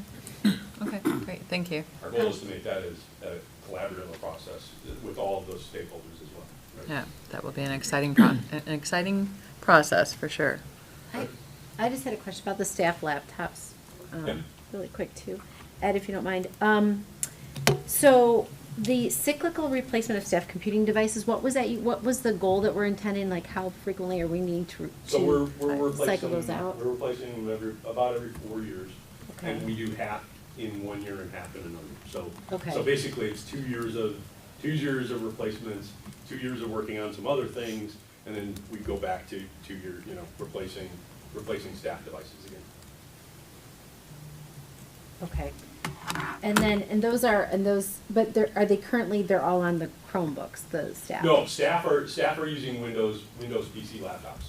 PC laptops, that, Yes. okay, that makes sense. And those they can take back and forth? Yes. Home, okay. And then, the only other question I had for this transition of the classroom PCs to monitor dock units, that's Yes. just so they can plug in these laptops versus like a Yes. desktop Yes. type? Do we still have a lot of those desktop ones? I know you're saying there's these. No, unique- we've repurposed them in a lot of Okay. instances. We've gotten okay life out of them, and we've used them Yeah. in places where, offices where we had older units or things along those lines, right? Okay. But by not committing to replacing a classroom PC on the same schedule every 4 years or whatever, these docks and monitors will last us the equivalent of 2 cycles, and they're Yeah. cheaper than one PC. Of course. So we end up with a net savings on the actual PC side as well, so that we can fund some of these other activities that we're looking to do, some of these other improvements that we're trying to make within the technology infrastructure.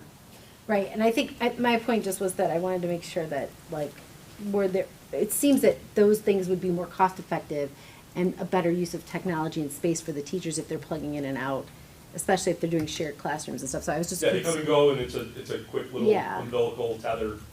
And I guess I was just curious how many were still left to be converted to that format?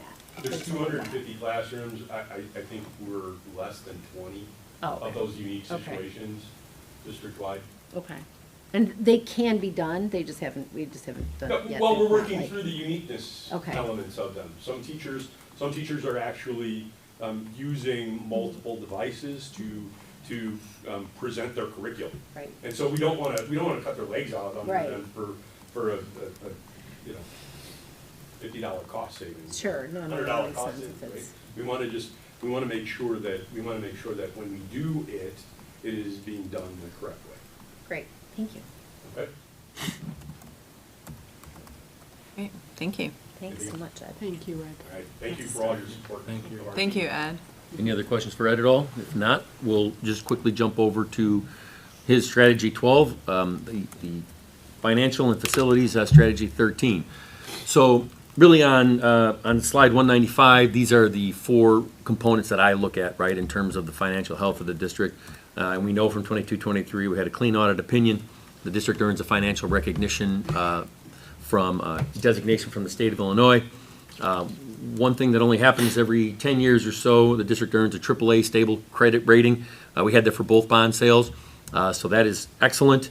And then finally, district budgets, the budgets and actual financial operations continue to reflect responsible financial management, which in my mind, that means that, again, we are not deficit spending, unless we intend to do so for capital projects.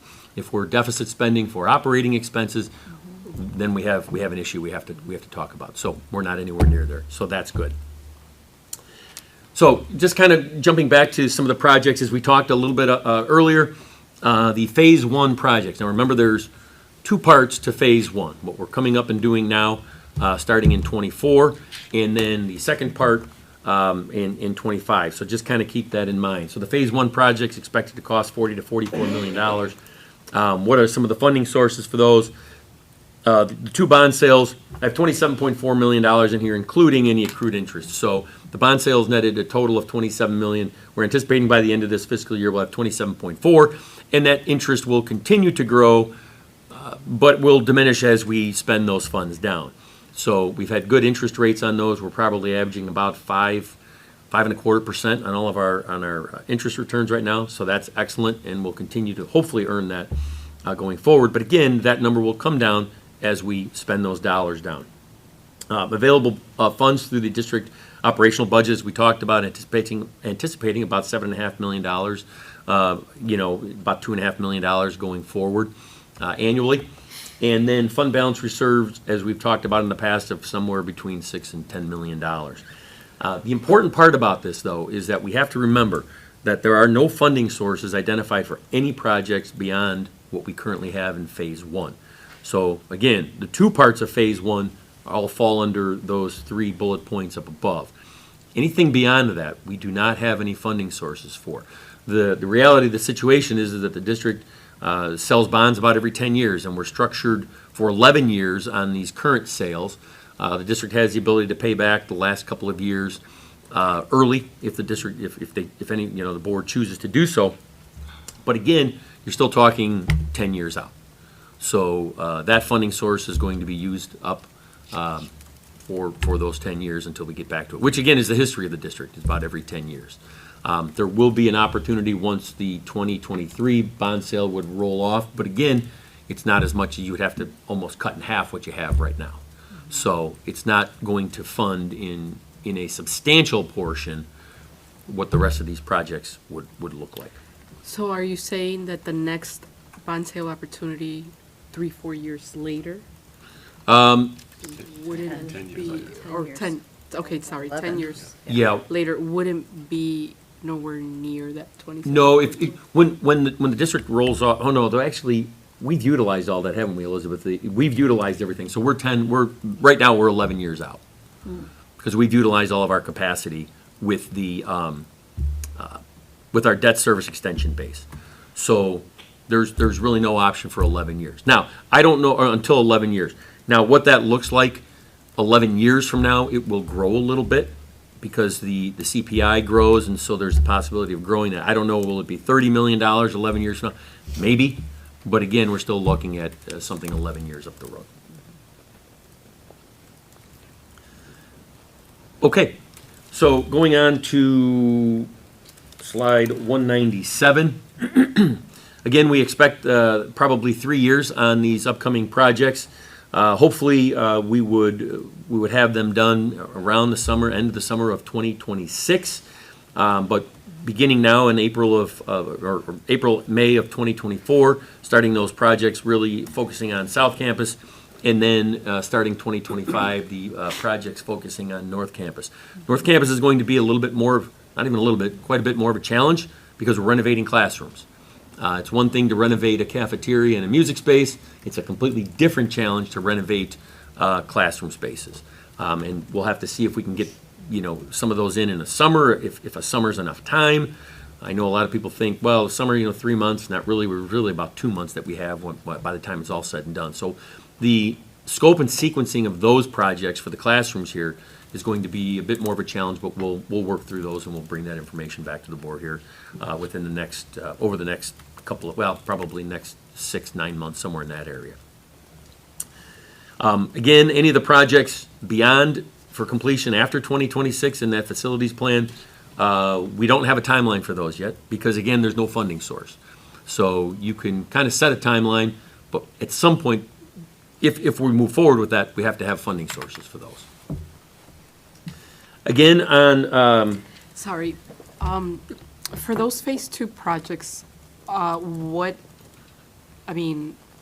remember a laundry list, it was big. yeah. How critical are they? Well, that's a great question. We're going to touch on some of those coming up, but within that particular, the Phase 2, if you will, I think I would say that quite a few of them are, I don't want to say use the word critical, because that sounds like, well, we're missing the boat right now. But if you look at the facility study, and you look at, there's still roof replacements that have to be done. There are still air handling units that have to be replaced. Many of the air handling units in the district are 50, 60 years old. And so while, for example, the renovation here at North Campus would replace a couple of those air handling units, we still have air handling units, other areas of this building, other areas of South Campus, and areas in the Vaughn building as well, things that those have to be replaced. So, again, there are, I don't want to use the word critical, but there are certainly items on that list that should be completed within the next, as soon as possible, years. Well, and I guess that's a better way to phrase it would be, when do they become critical? Yeah. Like what time frame are we looking at? Well, You know. what I can tell you is that a lot of those mechanical items, for example, our B&G team does a great job of maintaining them and keeping them running. we had a situation a couple of years ago when we replaced, as we know, the air handling units in the field house. We had 9 of them, then there still are 9 of them, we replaced those 9. We had about 5.5 that were working, right? And we got to the point where it was gonna become too costly to repair those, and that's when we moved that project up. So we don't wanna get to that point, but we certainly have some urgency to look at those projects and make sure that they're getting completed as well. And again, remember too, when you're talking about air handling units, then you're also talking about adding air conditioning. Right. So that's another part of that component that goes along with that. So those are all items I think that are very important to moving the district forward. Right. And if we had to place a rough order of magnitude dollar figure on those critical items down the road, down the near-term future, what would that rough order of magnitude look like? Well, I guess we'd have to take a look. I wouldn't want to answer that right now. What I'd want to do is I'd want to relook at that list. That's fair. I think Dr. Waterman and I can relook at that list. Yeah. And then say, okay, what do we consider really the top priorities in those phases? Because we really haven't done that sort of an exercise yet. But when you're talking about, again, 60-year-old air handling units, it's probably time to look at replacing those. But I think that would be the answer to that. We can look at that and kind of prioritize No, that. that's totally fair. Yeah. I mean, it's just, I see it come in and out, and I'd like to get an idea, especially because there is, no funding identified. So I'd like to, look at what we're looking at and then time frame. I think a good way to look at this too is if we go all the way back to the community engagement part of this process and the assessment part of this process, there were 5 objectives identified. It was modernizing our existing classrooms to reflect 21st century learning. It was developing additional collaborative spaces, which we feel are important. It's accessibility and life safety upgrades. It's improvements to athletic and wellness facilities, and it's upgrading our HVAC system and further installing air conditioning. So those, we always want to point back to that North Star of those are our 5 objectives. The approach on phase 1 was not to try to accomplish all of one of those objectives. It was to try to identify projects in each of those 5 areas. And so phase 2 is really just more of the same. It's taking those 5 objectives and it's completing the work in all 5 of those objectives. So again, I just think it's important we constantly remind ourselves of those objectives that our community identified in the fall of 2022 through that process. Well, and at the time we had the long-range facility plan presented to us, it was about, in total, $131 million. Right. So, Yeah, I mean, remember, ballpark. But yeah, if you could take a look at the list and, Yeah, because I thought that we were, like, when we were getting to air conditioning, like, last summer and then maybe some of this summer, like, I thought we were getting close to where we were. Yeah, we're getting pretty close. I mean, after this, So it's not like this, it shouldn't be expansive. right. Yeah. So if you look at just the HVAC part of that or the air conditioning part of that, and I could go back to those numbers, but this after phase 1, it gets us pretty close to being done. We'll still have a pocket at North Campus to do, and we'll still have a D wing at South Campus to accomplish. Is that the last 2 projects? Correct. So it's so after phase 1, we would still have the D wing at South, and we would have this northwest corner of North Campus. Right. To get us. To get us 100% of classroom space. Yeah. Right. So we're getting there. Oh, go ahead. Right. I was going to say, and even though, keep in mind though, even though there are areas like, for example, in the Vaughn building, right, in the field house, now the field house is air conditioned with it, but there are areas in that building that are not air conditioned. They're not scheduled to be air conditioned, but the air handlers still are from, I think, 1968. Okay. So, I mean, even though you don't have air conditioning there, we still have to, we can't just dismiss that and say, well, let's leave those air handlers there. They still have to be factored in terms of, replacement. Correct. Yeah. And at that point, then the board can make the decision, do we air condition at that point or don't we? But those are, future decisions on that equipment. Well, I appreciate, Elvia, you bringing that up too, because I think it's, we are really focused on this phase 1, but understanding that, this is kind of in the short line of sight, right? But we always have to be thinking about what do we have going forward. So I appreciate that you brought that up now, because I think it is, it's a good idea to reflect on what was in that full comprehensive plan so that we are kind of thinking about that ahead of time, knowing that we don't have the funds available to pay for those other items. Right. So thank you for bringing that up. Yeah, sure. That's Probably a good time to plug the website that we have dedicated to this project that outlines exactly what Albie and Carrie just highlighted. The importance of phase one, but also that we acknowledge and know that we're going to have more work to do after phase one. And I would also put a plug in for next Monday night. We're hosting our first community informational meeting at the South Campus Performing Arts Center. The specific focus of that is really about the South Campus project and the implication or the impact on the neighbors at South Campus, but we're actually going to share, anyone's invited to attend, and we're going to share the overview of this entire phase one project, but also drill down towards the South Campus project of the cafeteria and the other areas that will impact the neighbors there. So lots to come on that. Okay, so then just kind of quickly moving through this, we've already talked at length on slide 198, the projects that are coming up. We talked about the new cafeteria, the renovation of the music wing, washroom facilities, improvement of accessibility throughout, within the South Campus facilities. Again, the pool and field house light replacement project, that's sort of one of those maintenance projects that was not part of, the initial bond projects.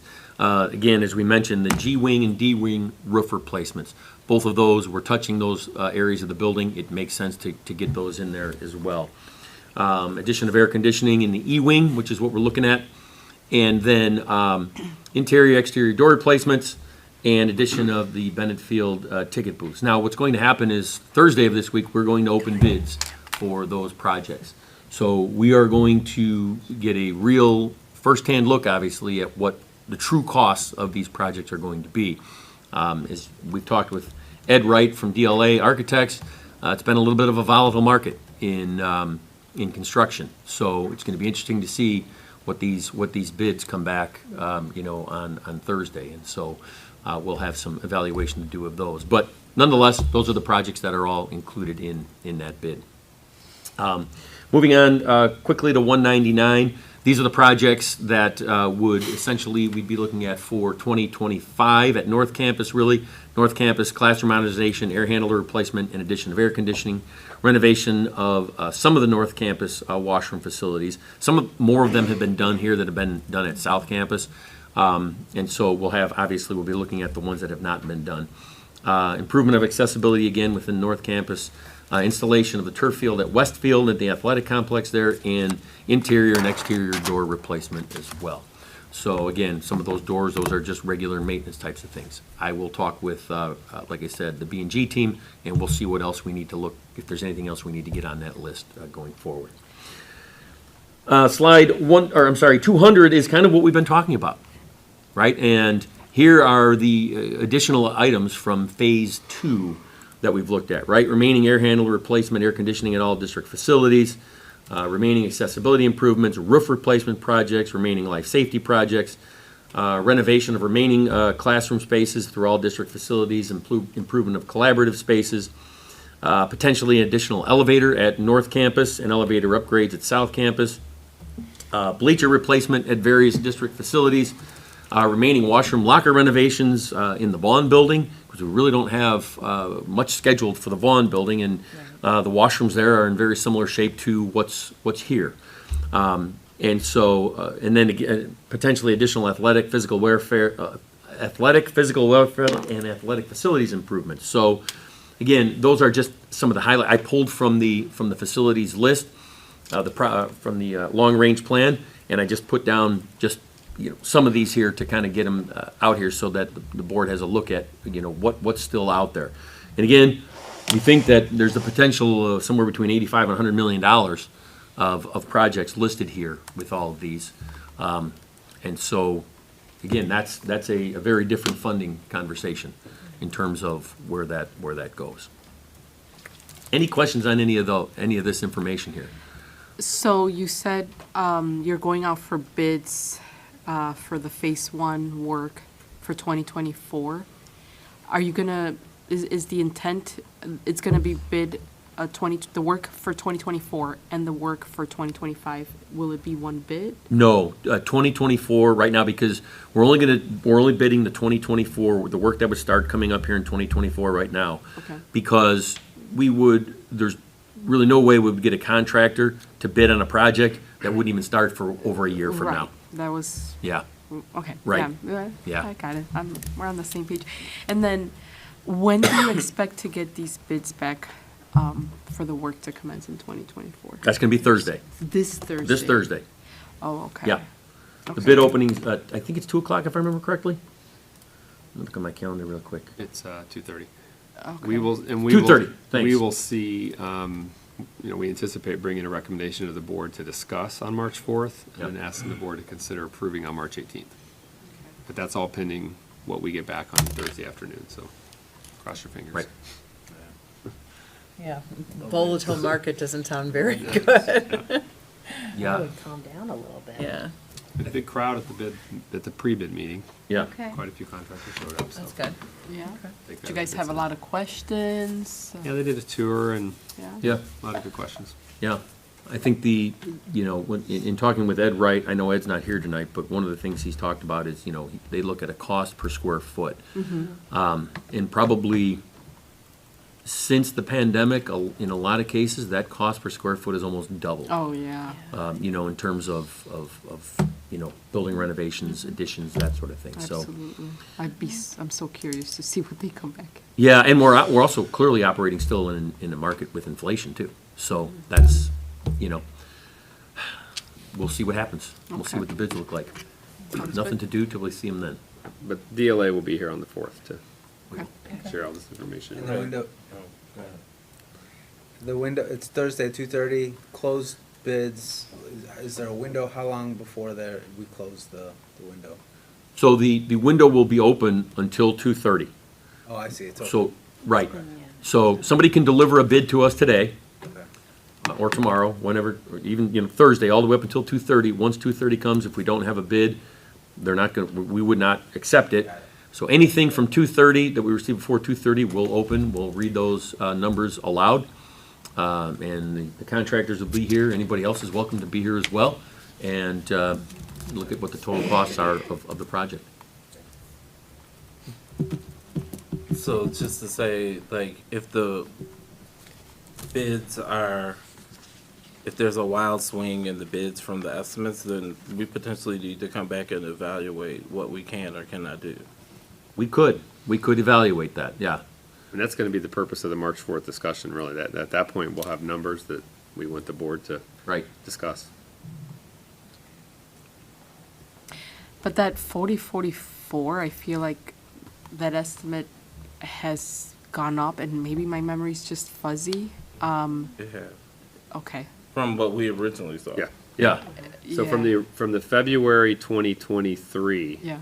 cost projections, then once the architects did all the concept designs and the planning, then they returned updated cost projections to us in November. That came to the board in December, up on the website. So yeah, so those costs have increased.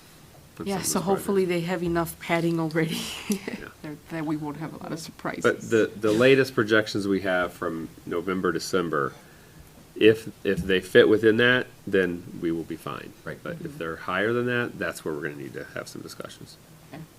I guess my question is, like, when you say the padding, we also had, I think in those numbers, we didn't have the dollar amount for the architects counted for in that. We didn't have some of the extra cushion for that there. So I don't know that that was really a true number. Because when you're looking at the asbestos, right, the You wanna asbestos. talk about that, Brian? Yeah, so as far as the cushion, I guess, if you will, Yeah, right? yeah. So what the architects typically do is they will put in the contract allowance dollars. And in those allowance dollars, there'll be some number in there, it depends on the size and cost of the project. And I'm gonna make this up, they might have $300,000 of allowance money in there. And so what that means is, if the total contract was for $20 million, that would include $300,000 of allowance money. So that offers us those dollars in the contract. If needed, we could utilize that. So those $300,000 wouldn't be allocated to anything specifically in the contract, but could be used if necessary. And so sometimes that happens. Thankfully, recently, I brought to the board the deductive change orders, right? Those deductive change orders oftentimes are that allowance money that's coming back to us because we did not need to utilize it. So that's one part of that.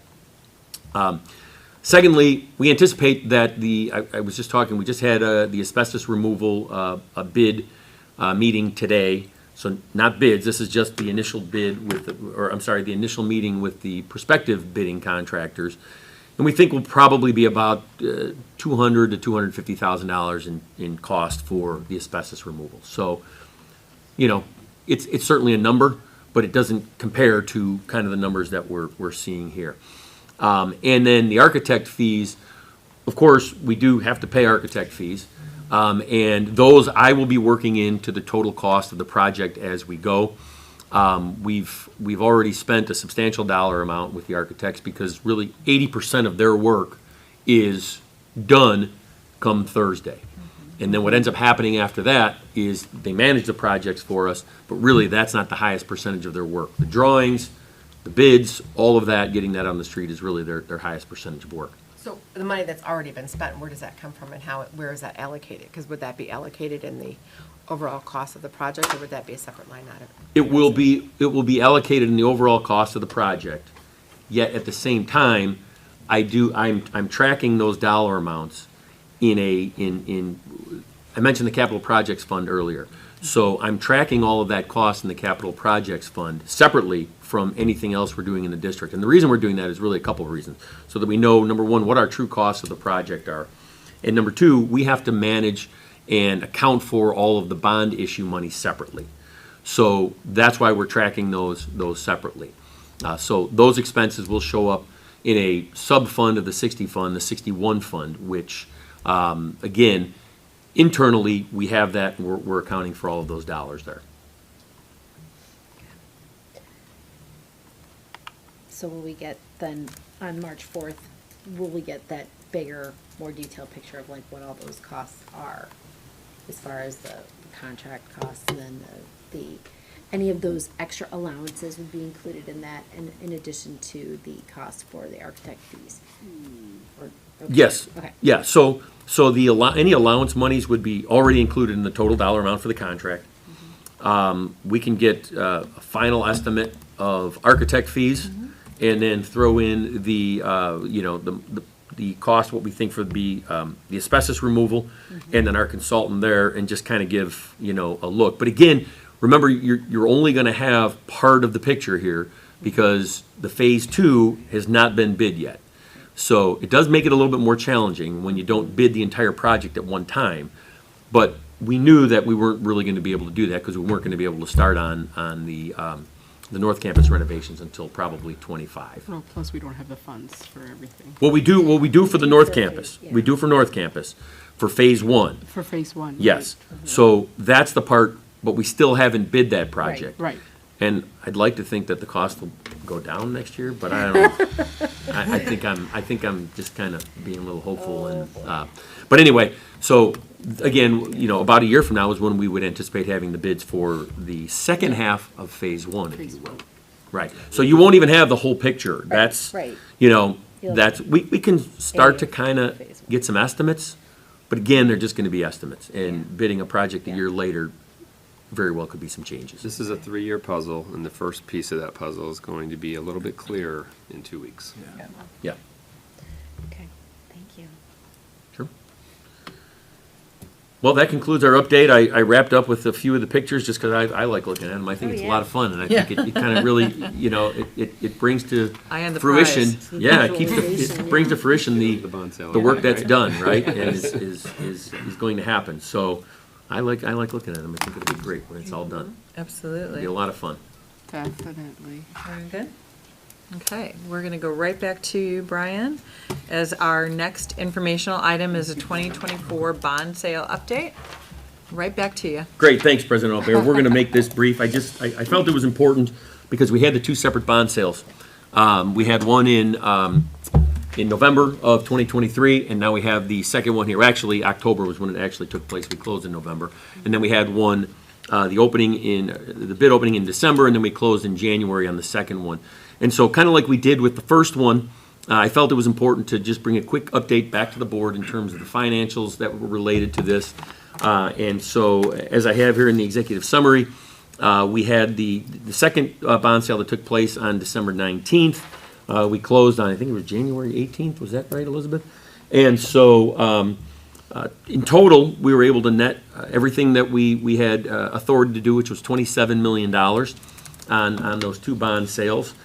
We had 5 bidders, and so Janney Montgomery Scott submitted the lowest bid with a true interest cost of 2.77%. So at this particular point, both bond sales are completed. On that closing date, again, I think it was January 18th, the district took possession of all of those funds. They are currently all invested. And at this particular point, I think we've made about $135,000 of interest on those as well. And again, another reason I track that separately, because all of that interest money also has to be accounted for when in our expenses. So that being said, Elizabeth, why don't you just kind of take us a quick walk through what actually happened there? Thanks, Brian. Thanks for having me tonight. So I think you guys have a presentation on your Word docs.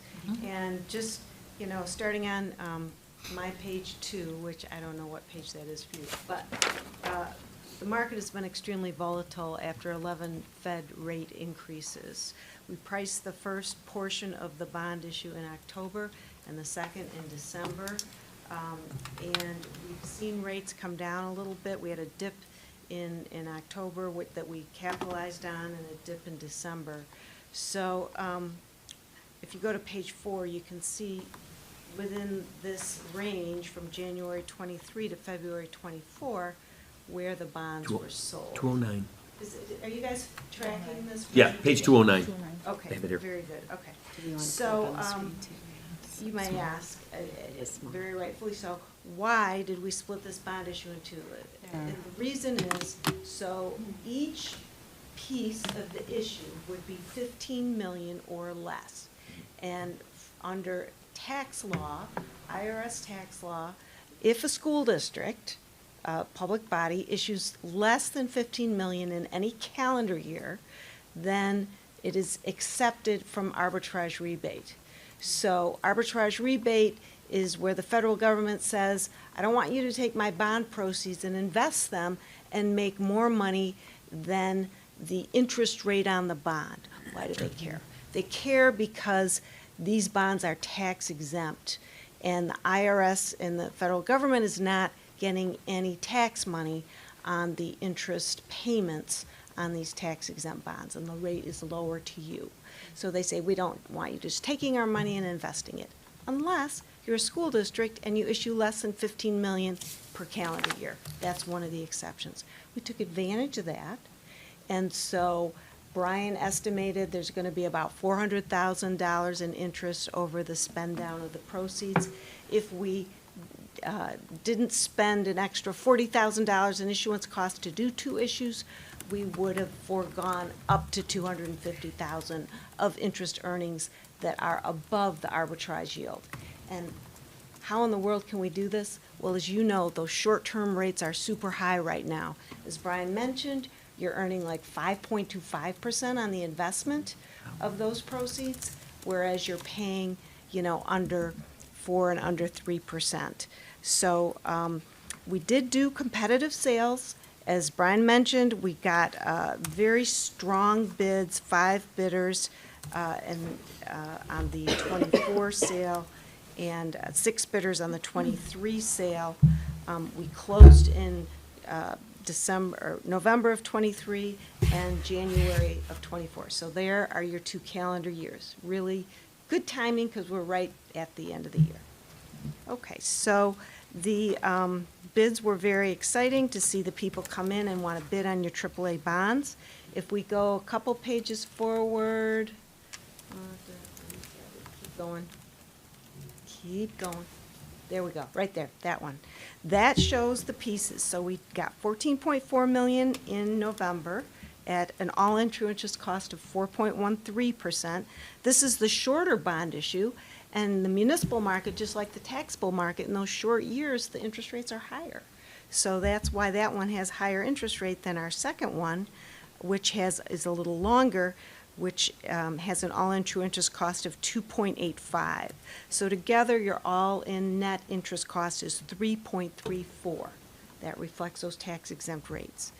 Okay, so if we look at the payback, we're like 10 and a half years. So we don't have any more room under this limited debt service extension base to borrow until the 11th year, which is 2033. And that's been the district's tradition, is issue these bonds for 10 years, come back and do it again.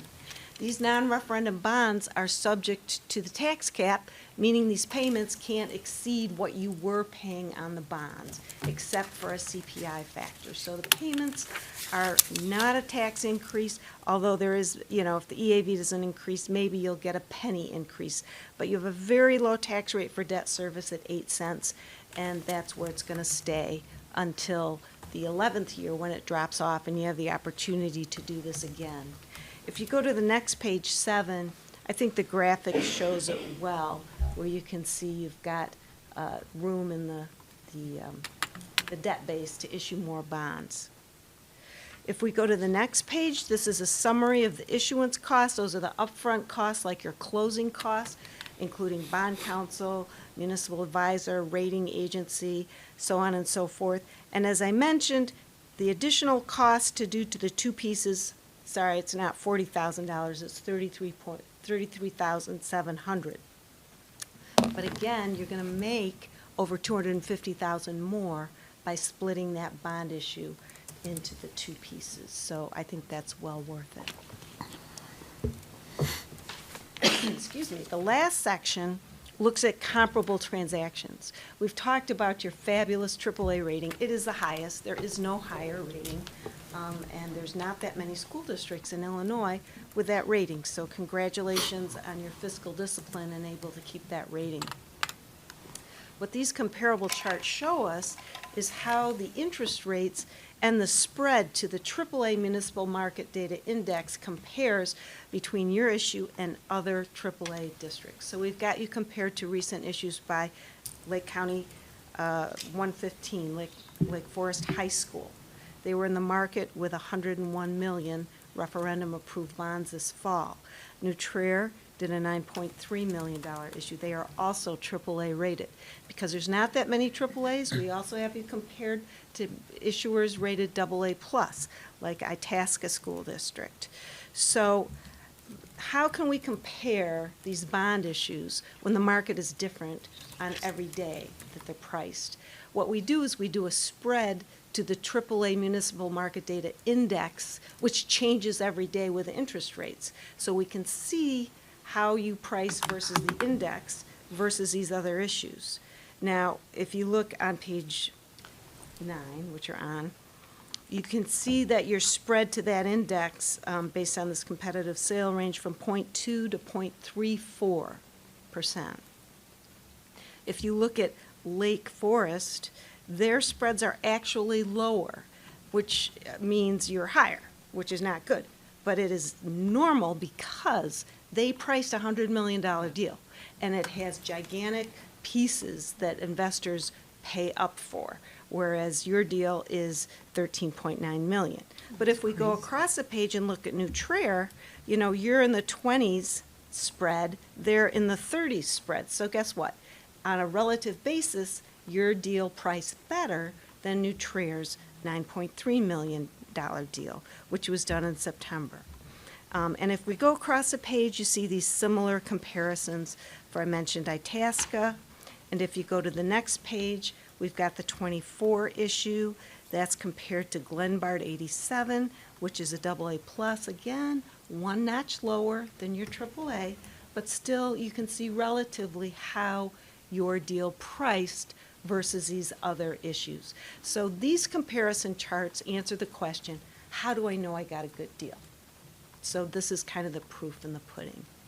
So I won't take a lot of your time. I know your meeting's going long with all this great information, but I'm happy to answer any questions. The only thing I would add to that is the $400,000 of interest. That's what we're anticipating pretty much at the end of this fiscal year. So there'll be more in the future fiscal years, and I think we'll be we're going to well outperform any additional issuance costs. And really, that arbitrage has not been an issue since probably, what, 2007?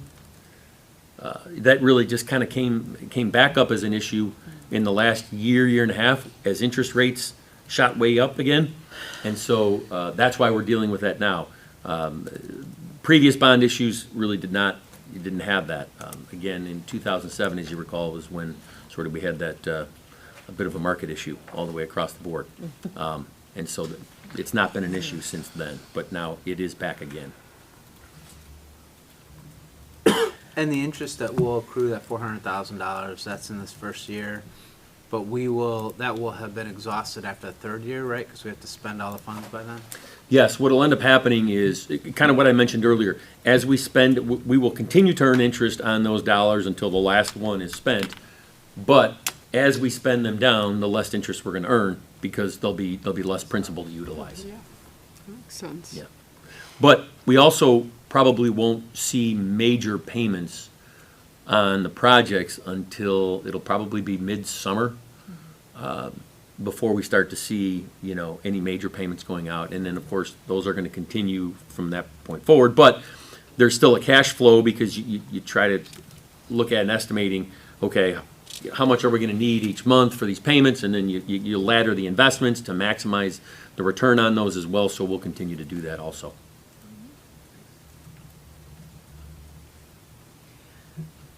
Just a comment, this exemplifies, and you said it best, Elizabeth, the fiscal discipline that's been, just exemplified year after year after year, which puts us in this amazing position. So, kudos, thank you, you're very modest, most of the time, but clearly there's many, many, many, great years of just extreme fiducial responsibility and fiscal discipline, and allows us to do things like this. So it does not go unnoticed. And thank you for pointing that out so many times, that there aren't that many of them in Illinois. So we're very grateful and happy. The district has been operating this way for a long time, long before I was here, yet I also feel it's my job to maintain that going forward also, so. Absolutely. So thank you. And, yep, it does not go unnoticed, so, yeah. Okay, thank you so much, Elizabeth, appreciate it. Thanks, Elizabeth. Thank you. Thank you. All right. So, our final informational item is the continued discussion of the Willow Springs property. And Brian, I'm going to turn it over to you to kind of give us an update as to where we are since we left off. Yeah, I can share two quick updates that have happened since the February 5th meeting. Is that the last time we were together? The first one, at the board's request, we've initiated an appraisal study, as was talked about on February 5th. That's the first update. And then the second update, as I shared with the board a week or two ago, we've also distributed the RFPs for the community engagement consultant. And so the deadline to receive those RFPs is this Friday, February 23rd. So I would anticipate this being an agenda item on March 4th, so that the board can discuss any RFPs that were received. Okay. And do we have a timeline on the appraisal? 4 weeks. Within 4 4 weeks. weeks. They said they would return the report within 4 weeks. Okay. And that was from last Tuesday. So we're about three weeks out. Obviously, when we get it, if we have it before the March 4th meeting, I can bring it back to this group at March 4th. Yeah, and otherwise we'd be looking at the results of the RFPs before the appraisal. Potentially. Potentially. Yeah. Okay. Yeah. Or the board could decide to delay till March 18th and talk about both together. Okay. Okay. It's up to you guys. Questions or comments? So the appraisal, it was done at the current Current zoning, correct. Yep. At the current zoning. Potentially 3 more weeks. Right. And Friday will be the RFPs. Deadline for the RFPs, yeah. Okay. So, any comments, questions by the board? Thanks for the update. Yeah. Yeah, okay, thank you for the update. So we'll keep, Brian, you'll keep us informed of the results of the RFP. and we'll figure out how we want to bring this back in our next meeting. Sounds good. Okay. All right. All right. We've now reached the consent agenda portion of our meeting. Our consent agenda includes the following items: payments of bills and financial statements for LTHS and LADSI for month of January 2024, human resources items for LTHS and LADSI, review and approval of the meeting minutes, open and closed sessions, review of closed session minutes to determine if minutes should remain confidential, review and destruction of verbatim recordings of closed sessions, and overnight student travel. Can I have a motion to approve the consent agenda as presented? So moved. Second. Marilyn, will you please call the roll? Member Nava? Yes. Member Thomas? Yes. Member Alvarez? Yes. Member Vita Daniels? Yes. Member Dillon? Yes. Member O'Bear? Yes. Okay, our final agenda item is the opportunity for audience members to give comments or feedback to the Board of Education. Marilyn, do we have anyone signed up? Okay. The board will not be going back into closed session. At this time, I would like to have a motion, please, to adjourn our meeting. So moved. Second. All in favor? Aye. Opposed? Thank you, everyone. Thank you. Thanks, everyone. you. Have a good night.